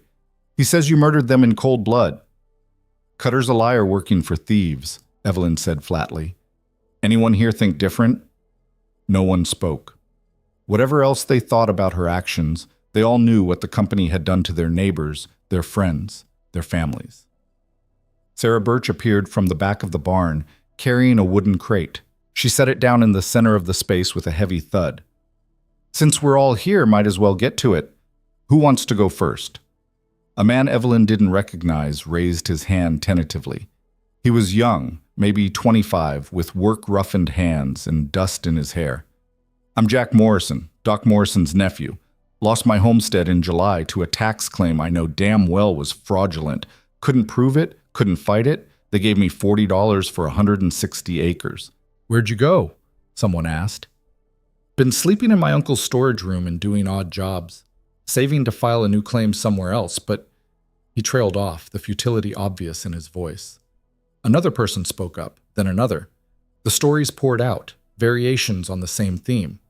Fraudulent tax bills, poisoned water, stolen cattle, mysterious fires. Pressure applied systematically until people broke and sold for fractions of what their land was worth. And always the Wyoming Land Development Company waiting to buy, papers already prepared. Martha Collins' sister, a severe woman named Agnes, stood near the back. "My sister tried to fight them legally. Case got thrown out before the judge even heard evidence. Cost her $200 in legal fees she didn't have. She left for Denver last month, broken and broke. The law's not going to help us, Ben Sawyer said. It's bought and paid for by the same people stealing our land. That's not entirely true. Evelyn pulled the satchel from her shoulder and extracted Harrison's maps and documents. She spread them across the crate Sarah had provided, smoothing out the creases. This is a survey map showing every property the company's targeted over the past year. See the pattern? They're building a corridor from the railroad to the mineral deposits. Everything in between is just an obstacle. People crowded around studying the map. Evelyn watched understanding dawn on their faces as they saw the scope of it. This proves coordination, Ruth said, tracing the corridor with her finger. They didn't just opportunistically grab land, they planned the whole thing. There's more. Evelyn showed them the transfer orders signed by the governor's office. Land grants issued before properties were even acquired. The governor knew. Maybe authorized it. Jesus, Jack Morrison whispered. How high does this go? High enough that local law won't touch it, Evelyn said. But federal law might. I've sent evidence to a congressman in Washington. If he acts on it, if there's an investigation, the whole scheme falls apart. If, Agnes said bitterly, that's a lot of hope riding on one politician. It's more than we had yesterday. Sarah moved to stand beside Evelyn. And it's not just hope, it's leverage. The company wants this quiet. They want people to leave without fighting, properties transferred without scandal. Evelyn's already made noise by killing Cutter's men. Now we make more noise. Enough that they can't ignore it. How? Someone asked. By standing together. Sarah's voice was firm. They've been picking us off one by one because we've been alone, isolated, easy targets. But there's 20 of us here tonight, 20 families who know what's happening. We pool our resources, hire real lawyers from outside the territory, make formal complaints to federal authorities. We make it expensive and complicated and public. That takes money, Ben said. Money most of us don't have. Then we find it. Ruth pulled a worn leather purse from her jacket. I've got $87 saved. It's yours if it helps. Jack Morrison added his own contribution. $40. Everything I've got. One by one, people came forward, adding what they could to the pile. Coins and bills, some crisp and new, others worn soft from handling. It wasn't much by company standards, but it represented everything these people had left. Evelyn watched them, feeling something shift in her chest. She'd come here expecting scared individuals looking for someone else to solve their problems. Instead, she found people ready to fight if someone showed them how. This is good, she said when the contribution slowed. But money's only part of it. We need witnesses willing to testify, documents proving fraud, evidence that'll hold up under scrutiny. I've got receipts, Agnes said. Every tax payment my sister made, going back 8 years. Proof she was current when they claimed she was delinquent. I've got survey markers, another man added. The ones they planted on my land before claiming I was encroaching on territorial property. They're dated 3 months before the supposed survey was done. More evidence emerged as people talked. Letters from the company making offers, threats from Cutter, documents showing impossible debts that appeared overnight. Each piece individually might not mean much, but together they painted a clear picture of systematic fraud. We need somewhere safe to keep all this, Ruth said, somewhere the company can't reach it. My store, Sarah offered. I've got a safe in the back room. Good steel, combination lock. I can store documents there. They spent the next hour organizing. Sarah took charge of collecting and cataloging evidence. Ben Sawyer, who'd been a foreman before losing his ranch, volunteered to coordinate communications between families. Agnes, with her sister's legal experience, would draft formal complaints to federal authorities. And Evelyn found herself at the center of it, the reluctant symbol of resistance. People kept looking to her for direction, for approval, for courage. They weren't sure they had themselves. It was exhausting and exhilarating and terrifying all at once. Near midnight, the barn door swung open and a man stumbled in, breathing hard. It was Harrison Gray, his spectacles askew and dirt on his clothes. "They're coming," he gasped. "The company. 30 men, maybe more. Rode out from town an hour ago, armed and organized." The barn went silent. "Headed where?" Evelyn asked, though she already knew. "Here." Harrison bent over, hands on knees, catching his breath. "I overheard them planning at the hotel. They know about this meeting. Someone must have talked." People looked at each other, suspicion and fear spreading like poison. "Doesn't matter who," Evelyn said sharply. "What matters is they're coming. How long do we have?" "Maybe an hour, maybe less." Harrison straightened, his face pale. "They're not just planning to break up the meeting. I heard them talking about making examples, burning what's left of this place, arresting anyone who resists." "Then we leave," Sarah said immediately. "Scatter in different directions. Make it harder for them to follow." "And go where?" Jack Morrison asked. "Most of us have nowhere to go. That's why we're here." "My claim," Ruth said. "It's defensible. Rocky terrain, good sight lines. We can ford up there." "Against 30 men?" Ben shook his head. "That's suicide." Evelyn looked around the barn at frightened faces and realized they were at a breaking point. They'd come here hoping to find strength in numbers, but numbers meant nothing against professional guns backed by legal authority. If they stayed and fought, people would die. If they scattered, the organization they'd started building would collapse before it truly began. She needed to give them a third option. "Listen to me," Evelyn said, her voice cutting through the rising panic. "They want us scared. They want us running, because scared people hiding in the hills can't organize, can't testify, can't fight back. So we don't give them what they want." "What are you suggesting?" Agnes asked. "I'm suggesting we split up, but smart. Sarah, you take the evidence back to town.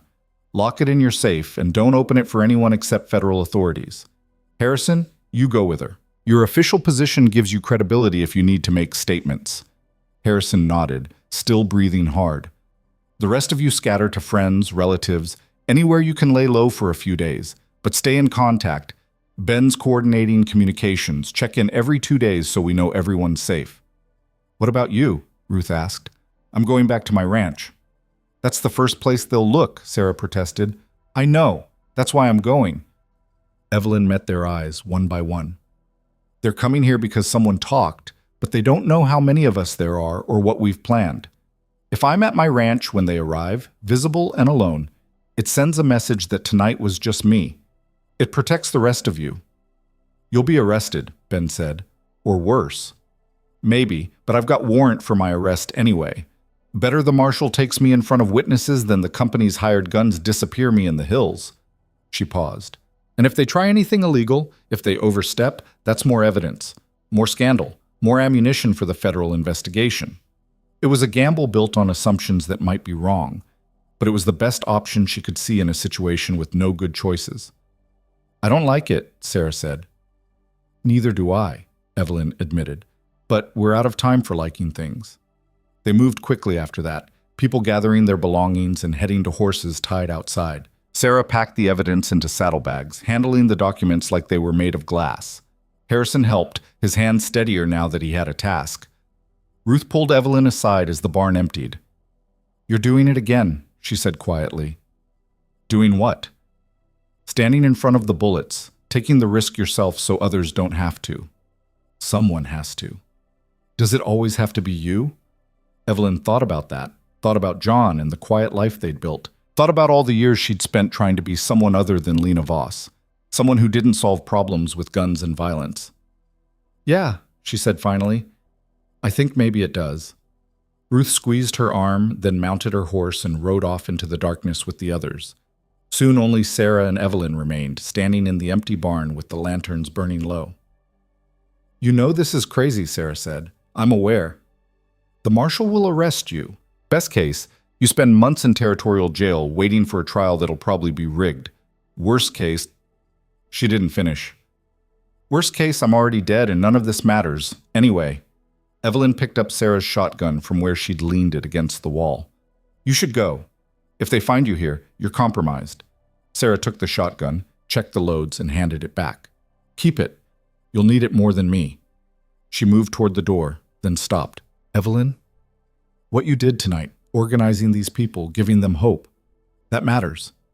Whatever happens next, remember that."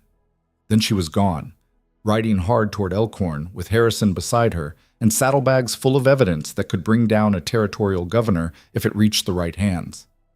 Evelyn extinguished the lanterns and stood alone in the dark barn, listening to the night sounds. Somewhere out there, 30 armed men were riding this direction. Behind her, scared families were scattering to temporary safety. and ahead of her, a ranch that might be her last stand waited in the darkness. She mounted her horse and turned toward home. The ride took 90 minutes, pushing harder than was safe in the dark. Her horse was tired, and so was she, but neither could afford to slow down. When the ranch finally appeared, outlined against the stars, she saw what she'd expected. Horses tied at her fence, lanterns moving through her house, men searching her property with the methodical efficiency of professionals. She rode straight toward them, making no attempt to hide or circle around. They saw her coming and spread out, hands moving to weapons. A man stepped forward from the group, older and carrying himself with authority. The territorial marshal, probably. "Evelyn Cross," he called out as she approached. "You're under arrest for the murder of James Pritchard and Carson Dye." Evelyn dismounted slowly, hands visible and away from her guns. "I'm aware of the warrant." "Then you'll surrender your weapons and come peacefully." "I'll surrender," Evelyn said, "but there are conditions." The marshal's eyebrows rose. "You're not in a position to make conditions." "I'm in exactly the position to make them. You want me to come quiet, without forcing you to kill a woman in front of all these witnesses? Then you guarantee my safety and a fair trial." The marshal studied her, reading the situation. She was right about the witnesses. Whatever happened here would be reported, discussed, turned into story. Shooting an unarmed woman, even one accused of murder, would look bad. "You'll get a fair trial," he said finally. "In federal court, not territorial. That's not my decision." "Then make it your decision." Evelyn gestured toward the men spreading through her property. "I've sent evidence to Washington documenting a systematic land fraud scheme involving the Wyoming Land Development Company and territorial officials. If I die before that investigation happens, it looks like someone was trying to silence me. That brings federal marshals and congressional oversight. You really want that attention?" The marshal's face was unreadable in the darkness. "You're bluffing." "Am I?" "Check with the postmaster in Elkhorn. Registered letter to Congressman Ashford sent 2 days ago. You can verify that much at least." A long silence. Men shifted nervously, waiting for orders. The marshal finally sighed, the sound of a man dealing with complications he hadn't anticipated. "All right," he said. "Federal court, if it comes to that. But you're still under arrest and you're still surrendering your weapons." Evelyn unbuckled her gun belt slowly, holding it out. One of the deputies stepped forward to take it, handling the revolvers with cautious respect. They searched her thoroughly, finding the documents she'd kept on her person. Maps, receipts, forged tax notices. The marshal examined them by lantern light, his expression growing darker. "Where'd you get these?" he asked. "Off the men I killed. They came to my ranch with murder in mind and fraud in their pockets." "You'll have to prove that." "I will. In federal court, like you promised." They bound her hands in front of her, not roughly, but not gently either. The marshal gestured to 2 of his deputies. "Take her to Elkhorn. Lock her in the holding cell at the territorial office. No one talks to her without my approval." "What about the company men?" one deputy asked. "They're going to want access." "The company men can go to hell," the marshal said tiredly. "This is a legal matter now. They've got no standing." It was a small victory, but a real one. Evelyn was under arrest, but she was alive and in official custody. Harder for the company to make her disappear from a jail cell than from her ranch in the middle of the night. They rode back to Elkhorn in a tight group, Evelyn in the center with deputies flanking her. The sky was lightening in the east by the time they reached town, false dawn painting everything in shades of gray. Main Street was empty except for a few early risers who stopped to stare as the marshal's posse rode past with their prisoner. The holding cell was a small room in the back of the territorial office. Stone walls and iron bars that had held drunks and petty criminals for the past decade. They locked her in and took up positions outside, guards rotating in shifts. Evelyn sat on the narrow cot and allowed herself to feel the exhaustion that had been building for days. Her body ached, her shoulder screamed from digging graves and hard riding, and her mind felt like it had been scraped raw. But she was alive, and the evidence was safe. And somewhere in the territory, 20 families knew they weren't alone anymore. It would have to be enough. She dozed fitfully as morning brightened outside the barred window. Voices filtered in from the main office, people asking questions about the arrest, demanding information. The deputies turned them all away. Around midday, footsteps approached her cell. Evelyn opened her eyes to find the tall, scarred man from the alley standing outside the bars, studying her with professional interest. "Mrs. Cross," he said pleasantly. "Or do you prefer Miss Voss?" "I prefer to be left alone." "I'm afraid that's not possible. My employer would like a word." "Your employer can schedule a visit during regular hours." The man smiled. "I don't think you understand your situation. You're in a cell, accused of murder. Your friends have scattered. Your evidence is interesting but ultimately circumstantial, and my employer has the resources to make all of this go away quietly." "What does he want?" "A simple transaction. You sign over your property deed to the Wyoming Land Development Company. In exchange, the murder charges disappear. You get released, receive fair market value for your ranch, and everyone moves on with their lives." "A fair market value," Evelyn repeated. "Like the fair market value you gave Tom Hendricks? Martha Collins?" "Mistakes were made in those cases. My employer regrets that. He's prepared to be more generous with you." "Tell your employer he can take his generosity and choke on it." The man's smile faded. "You're being unreasonable. We're offering you a way out."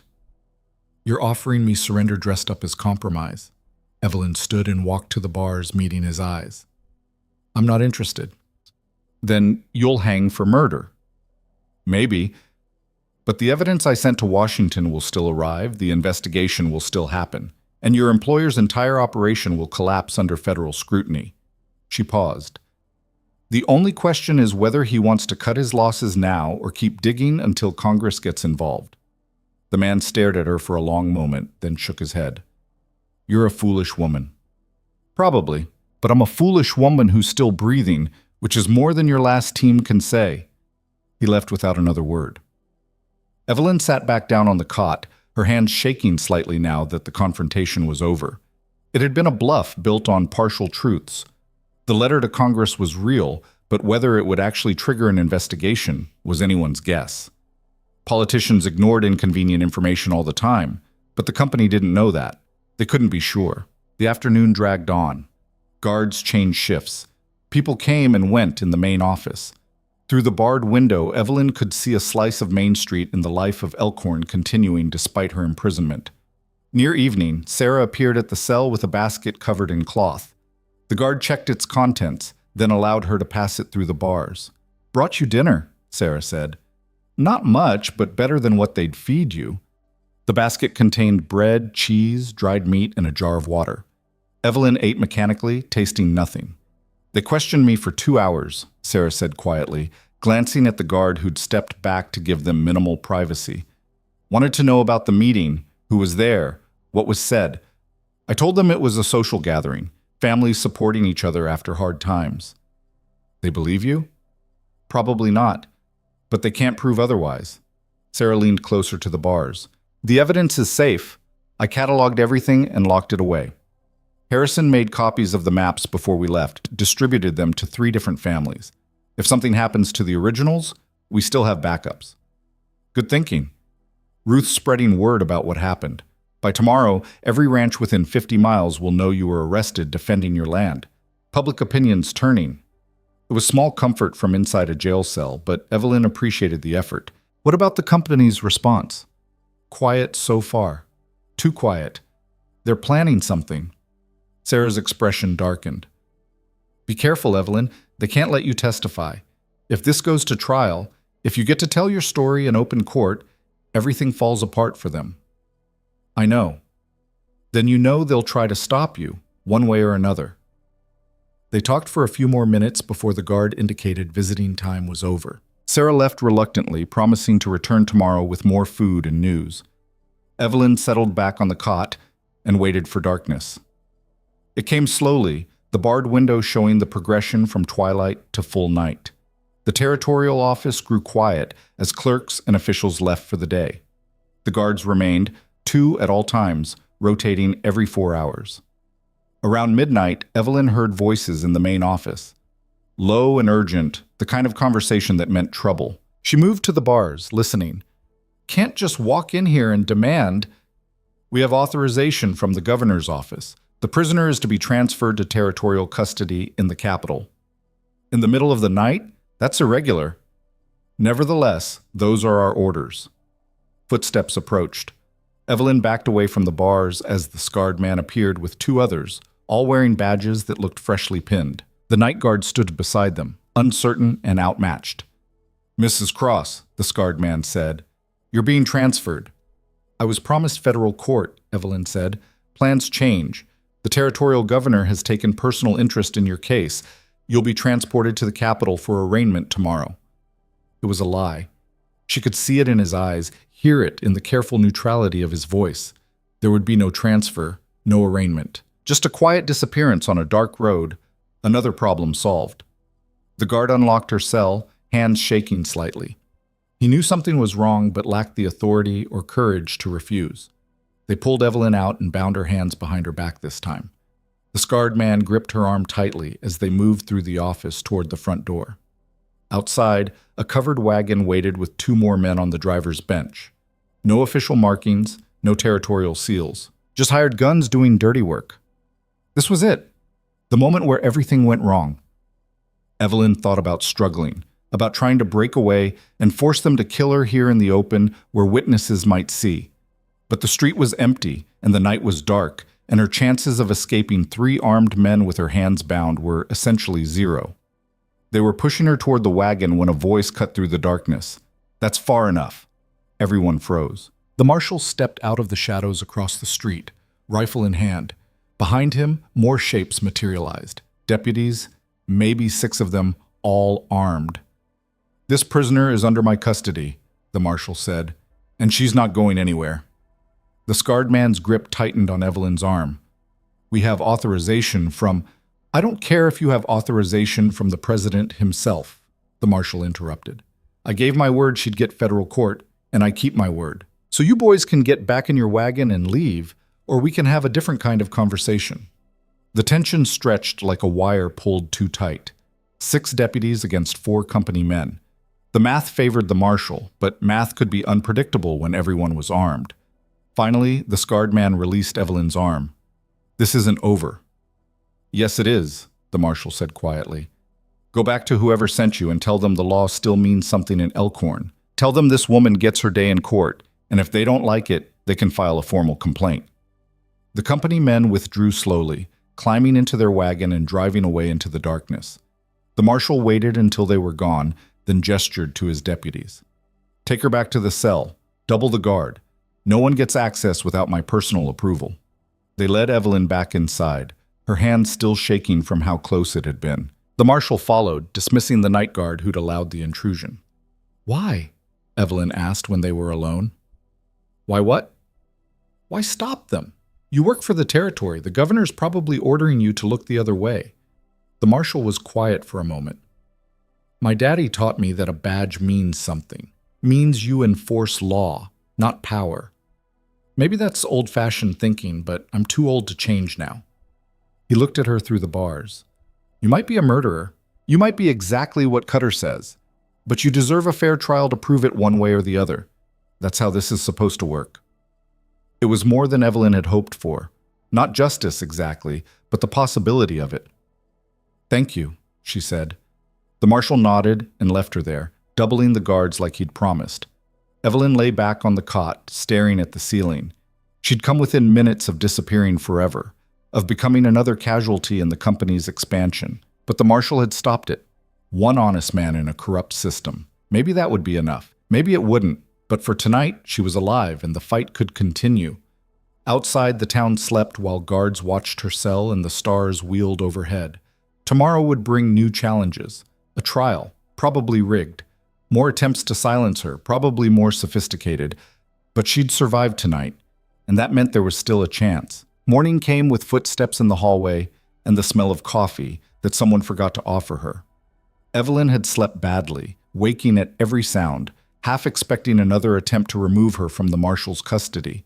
But the night had passed without incident, and now sunlight streamed through the barred window, painting stripes across the stone floor. The deputy on duty brought her water and stale bread for breakfast. "Marshal's got visitors," he said. "Lot of them. Been arriving since dawn." "Company men?" "Some, but others too. Regular folks, ranchers, shopkeepers, people I ain't never seen make noise about anything." The deputy looked uncomfortable. Something's happening out there. Evelyn ate the bread slowly, her mind working. Sarah had said public opinion was turning. Maybe it had turned faster than expected. Around mid-morning, the marshal appeared outside her cell with a man Evelyn didn't recognize. Late 50s, expensive suit that looked out of place in frontier territory, leather satchel tucked under his arm. He had the careful eyes of someone who made his living reading people. "Mrs. Cross," the marshal said, "this is Thomas Whitfield. He's a lawyer from Denver. Says he's been retained to represent you." Evelyn stood. "I didn't hire a lawyer." "Someone did." Whitfield stepped closer to the bars, studying her with professional interest. "I received a telegram 3 days ago, along with a substantial retainer and copies of documents suggesting systematic land fraud in Wyoming territory. The sender requested anonymity, but provided enough evidence to convince me this case warranted immediate attention." Sarah. It had to be Sarah, using the money collected at the meeting. "Can he help?" Evelyn asked the marshal. "He's legitimate. I checked his credentials. Judge in the territorial capital knows him, says he's honest and expensive." The marshal unlocked the cell. "You've got 30 minutes. I'll be right outside." Whitfield entered and waited until the marshal left before opening his satchel. He pulled out papers, spreading them across the cot with methodical precision. "Let me be direct, Mrs. Cross. Your situation is complicated but not impossible.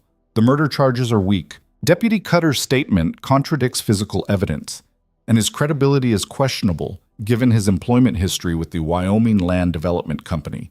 However, the territorial prosecutor is motivated to convict, and a jury pool drawn from this area might be influenced. So what do you suggest?" "We force the case to federal jurisdiction by proving the underlying crime.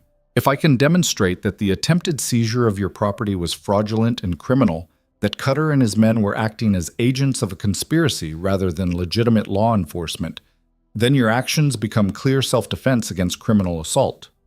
Whitfield tapped one of the documents. "The evidence you've collected is impressive. Maps showing coordinated land acquisition, forged tax documents, testimony from displaced families. It builds a compelling narrative." "Narrative isn't proof." "No, but it establishes pattern and motive. Combined with the letter you sent to Congressman Ashford, it creates pressure for federal oversight." Whitfield paused, choosing his words carefully. "I won't lie to you, Mrs. Cross. This is still dangerous. The governor's office is involved, which means powerful people want you silenced. But you've done something remarkable. You've made enough noise that silencing you quietly is no longer an option." "What about the company? They tried to take me last night." "I heard. The marshal's decision to intervene was unexpected. It suggests the rule of law isn't completely dead in this territory." Whitfield pulled out another document. "I've filed motions with federal court in Cheyenne, requesting immediate transfer of your case based on civil rights violations and interstate commerce implications. The railroad connection gives us federal jurisdiction if the judge accepts my argument." "Will he?" "Possibly. Judge Carmichael is old school, believes in due process. If I can get you before him, we have a real chance." Whitfield leaned back. "But we need more. Testimony from witnesses willing to go on record. Documentation showing the governor's direct involvement. Ideally, someone from inside the company willing to break ranks." "That's a lot of ifs." "It is. But you started this fight, Mrs. Cross. My job is to finish it in a courtroom instead of a grave." They spent the next 20 minutes reviewing strategy.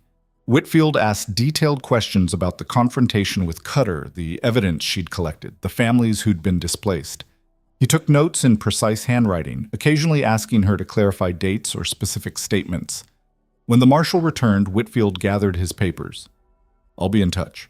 Don't speak to anyone about the case without me present. Not the prosecutor, not company representatives, not even friendly visitors. Everything goes through me now." "What happens next?" Evelyn asked.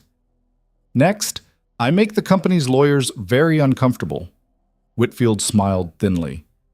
"They're used to bullying people who can't afford to fight back. They're not used to someone who knows how to use their own tactics against them." He left, and Evelyn was alone again with her thoughts and the steady presence of guards outside her cell. The day crawled past. She heard raised voices from the main office at various points. Arguments between the marshal and people demanding access to the prisoner. Each time, the marshal refused. His word, he kept saying. He'd given his word she'd get a fair hearing. Sarah visited again in the afternoon, bringing better food and whispered updates. Whitfield's been busy. Filed so many motions, the prosecutor's office is drowning in paperwork. And word about last night's attempted abduction spread through town like wildfire. People are angry. Angry at me or the company. The company. Turns out folks don't like seeing a woman nearly kidnapped from jail in the middle of the night, regardless of what she's accused of. Sarah glanced at the guard, then lowered her voice further. Ruth got testimony from 6 families willing to swear in court about the fraud. Harrison made a full statement about the maps and the governor's involvement. It's building, Evelyn. The case Whitfield's constructing. Building toward what? That's the question. Sarah's expression was troubled. The company's gone quiet. Too quiet. No more attempts to grab you, no more threats. Their lawyers showed up this morning and spent 3 hours with the prosecutor, then left looking grim. Maybe they're giving up. Or maybe they're changing tactics. Poto? Sarah pulled out a newspaper, the Elkhorn Register from that morning. The headline read, Territorial Governor Orders Investigation into Land Development Practices. Evelyn read the article quickly. The governor, responding to concerns raised by citizens, had ordered a comprehensive review of all land transactions involving the Wyoming Land Development Company over the past year. An independent investigator from the territorial capital would arrive within the week to examine records and interview witnesses. That's good, isn't it? Evelyn said. Maybe. Or maybe it's theater. The governor orders an investigation. The investigator finds minor irregularities but nothing criminal. The company pays a small fine and everyone moves on.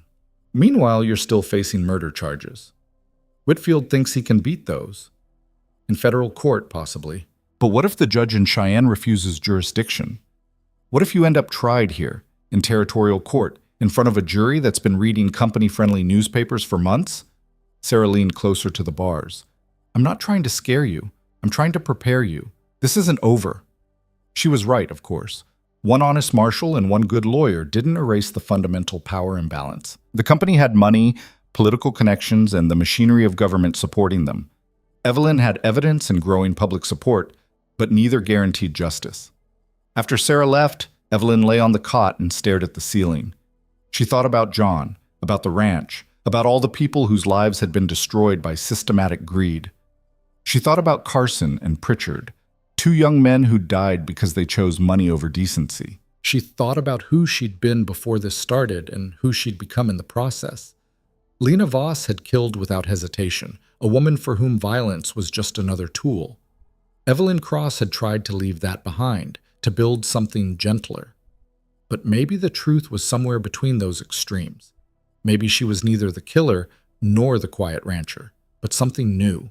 Someone who would defend what mattered using whatever tools were available, but who understood the cost of that defense. 3 days passed in the cell. Whitfield came and went, each visit bringing updates on the legal maneuvering happening beyond her reach. The federal judge in Cheyenne had agreed to hear arguments about jurisdiction. The territorial prosecutor had filed counter motions. Witnesses were being deposed. Evidence was being examined. The machinery of law ground forward slowly while Evelyn waited. On the 4th day, everything changed. The marshal came to her cell early in the morning, his face carefully neutral. You've got a visitor, federal marshal from Cheyenne, says he's here about your case. A man in his 40s entered, wearing a badge that carried more authority than anything territorial. He introduced himself as Marshal William Drake, and his handshake was firm when Evelyn extended her hand through the bars. Mrs. Cross, I've been reviewing your case at the request of Judge Carmichael. He's concerned about the circumstances of your arrest and the attempts to interfere with your custody. Drake pulled out a folded document. This is a writ of habeas corpus. You're being transferred to federal custody pending a hearing in Cheyenne next week. Evelyn felt something loosen in her chest. Federal custody meant protection from the company's reach, at least temporarily. When do we leave? She asked. Within the hour. I've got a detail of 6 men outside. We'll travel by stage with armed escort. Drake glanced at the territorial marshal. I appreciate your cooperation in this matter. The local marshal nodded slowly. Just following the law. Not everyone does, that's worth noting. They released Evelyn from the cell, returning her personal effects but keeping her guns as evidence. The federal marshal's men formed up around her as they walked through the territorial office to the street outside. A crowd had gathered, 50 people, maybe more, lining both sides of Main Street. Sarah was there, and Ruth, and Jack Morrison, and Agnes Collins. The families from the meeting and others Evelyn didn't recognize. They didn't cheer or shout. They just watched, bearing witness to this moment. The scarred company man stood across the street with his associates, also watching. His face was unreadable, but Evelyn could see the calculation in his eyes. Federal marshals complicated things, made violence riskier. Drake helped her into the stage, positioning his men strategically. We'll stop twice for fresh horses. Should reach Cheyenne by tomorrow evening if weather holds. The stage pulled out, leaving Elkhorn behind. Evelyn watched through the window as the town receded into the distance, wondering if she'd ever see it again. The journey passed without incident. Drake's men were professionals, constantly alert for threats that never materialized. They changed horses at way stations, ate hurried meals, and pushed through the night with minimal rest. Cheyenne was bigger than Elkhorn, a real city with paved streets and buildings that rose 3 stories. The federal courthouse sat in the center of town, impressive with its stone columns and territorial seal carved above the entrance. They took Evelyn to the proper jail, clean and secure, with a cell that had a real bed and a window that opened. Drake left her there with assurances that Whitfield had been notified and would visit in the morning. Evelyn slept better than she had in days. Whitfield arrived early, looking energized. The federal prosecutor is interested, very interested. I showed him the evidence, walked him through the pattern of fraud, and he sees the potential for a major corruption case. Does that help me? It does if we make a deal. You testify fully about everything you know. The attempted land seizure, the confrontation with Cutter, the systematic fraud, the governor's involvement.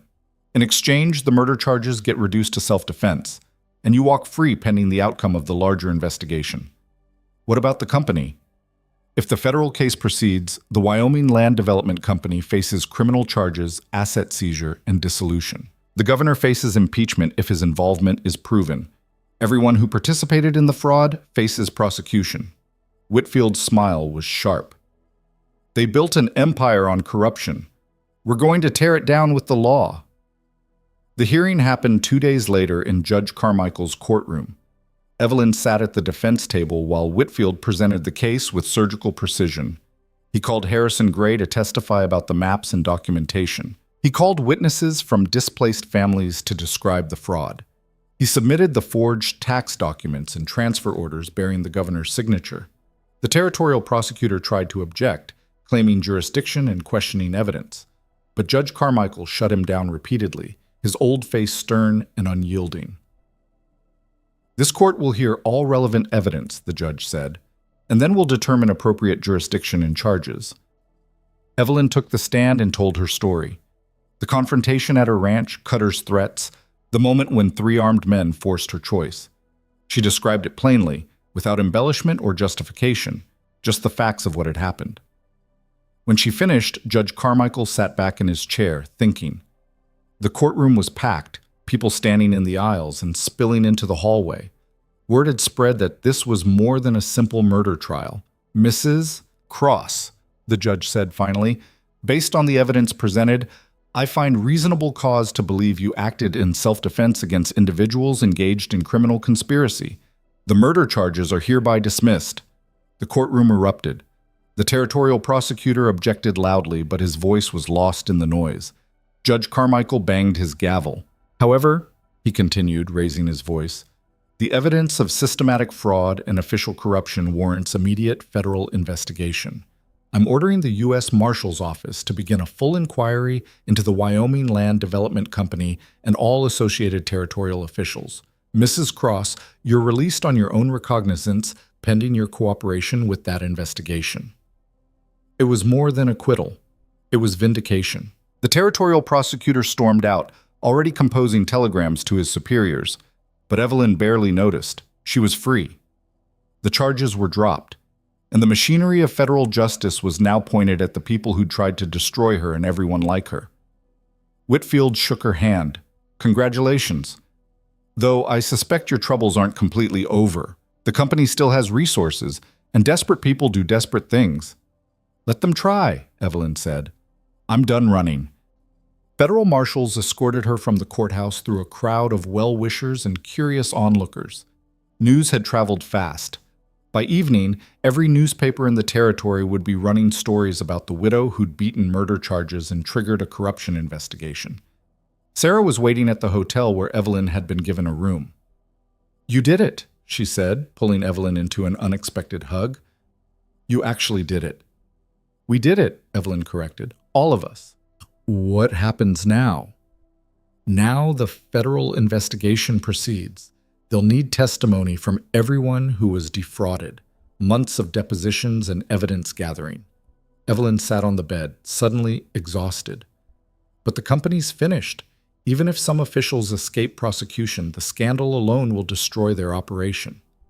Over the following weeks, the investigation unfolded with methodical thoroughness. Federal prosecutors interviewed dozens of witnesses, subpoenaed company records, and traced financial connections from the Wyoming Land Development Company to the governor's office and beyond. The governor resigned before impeachment proceedings could begin, citing health reasons.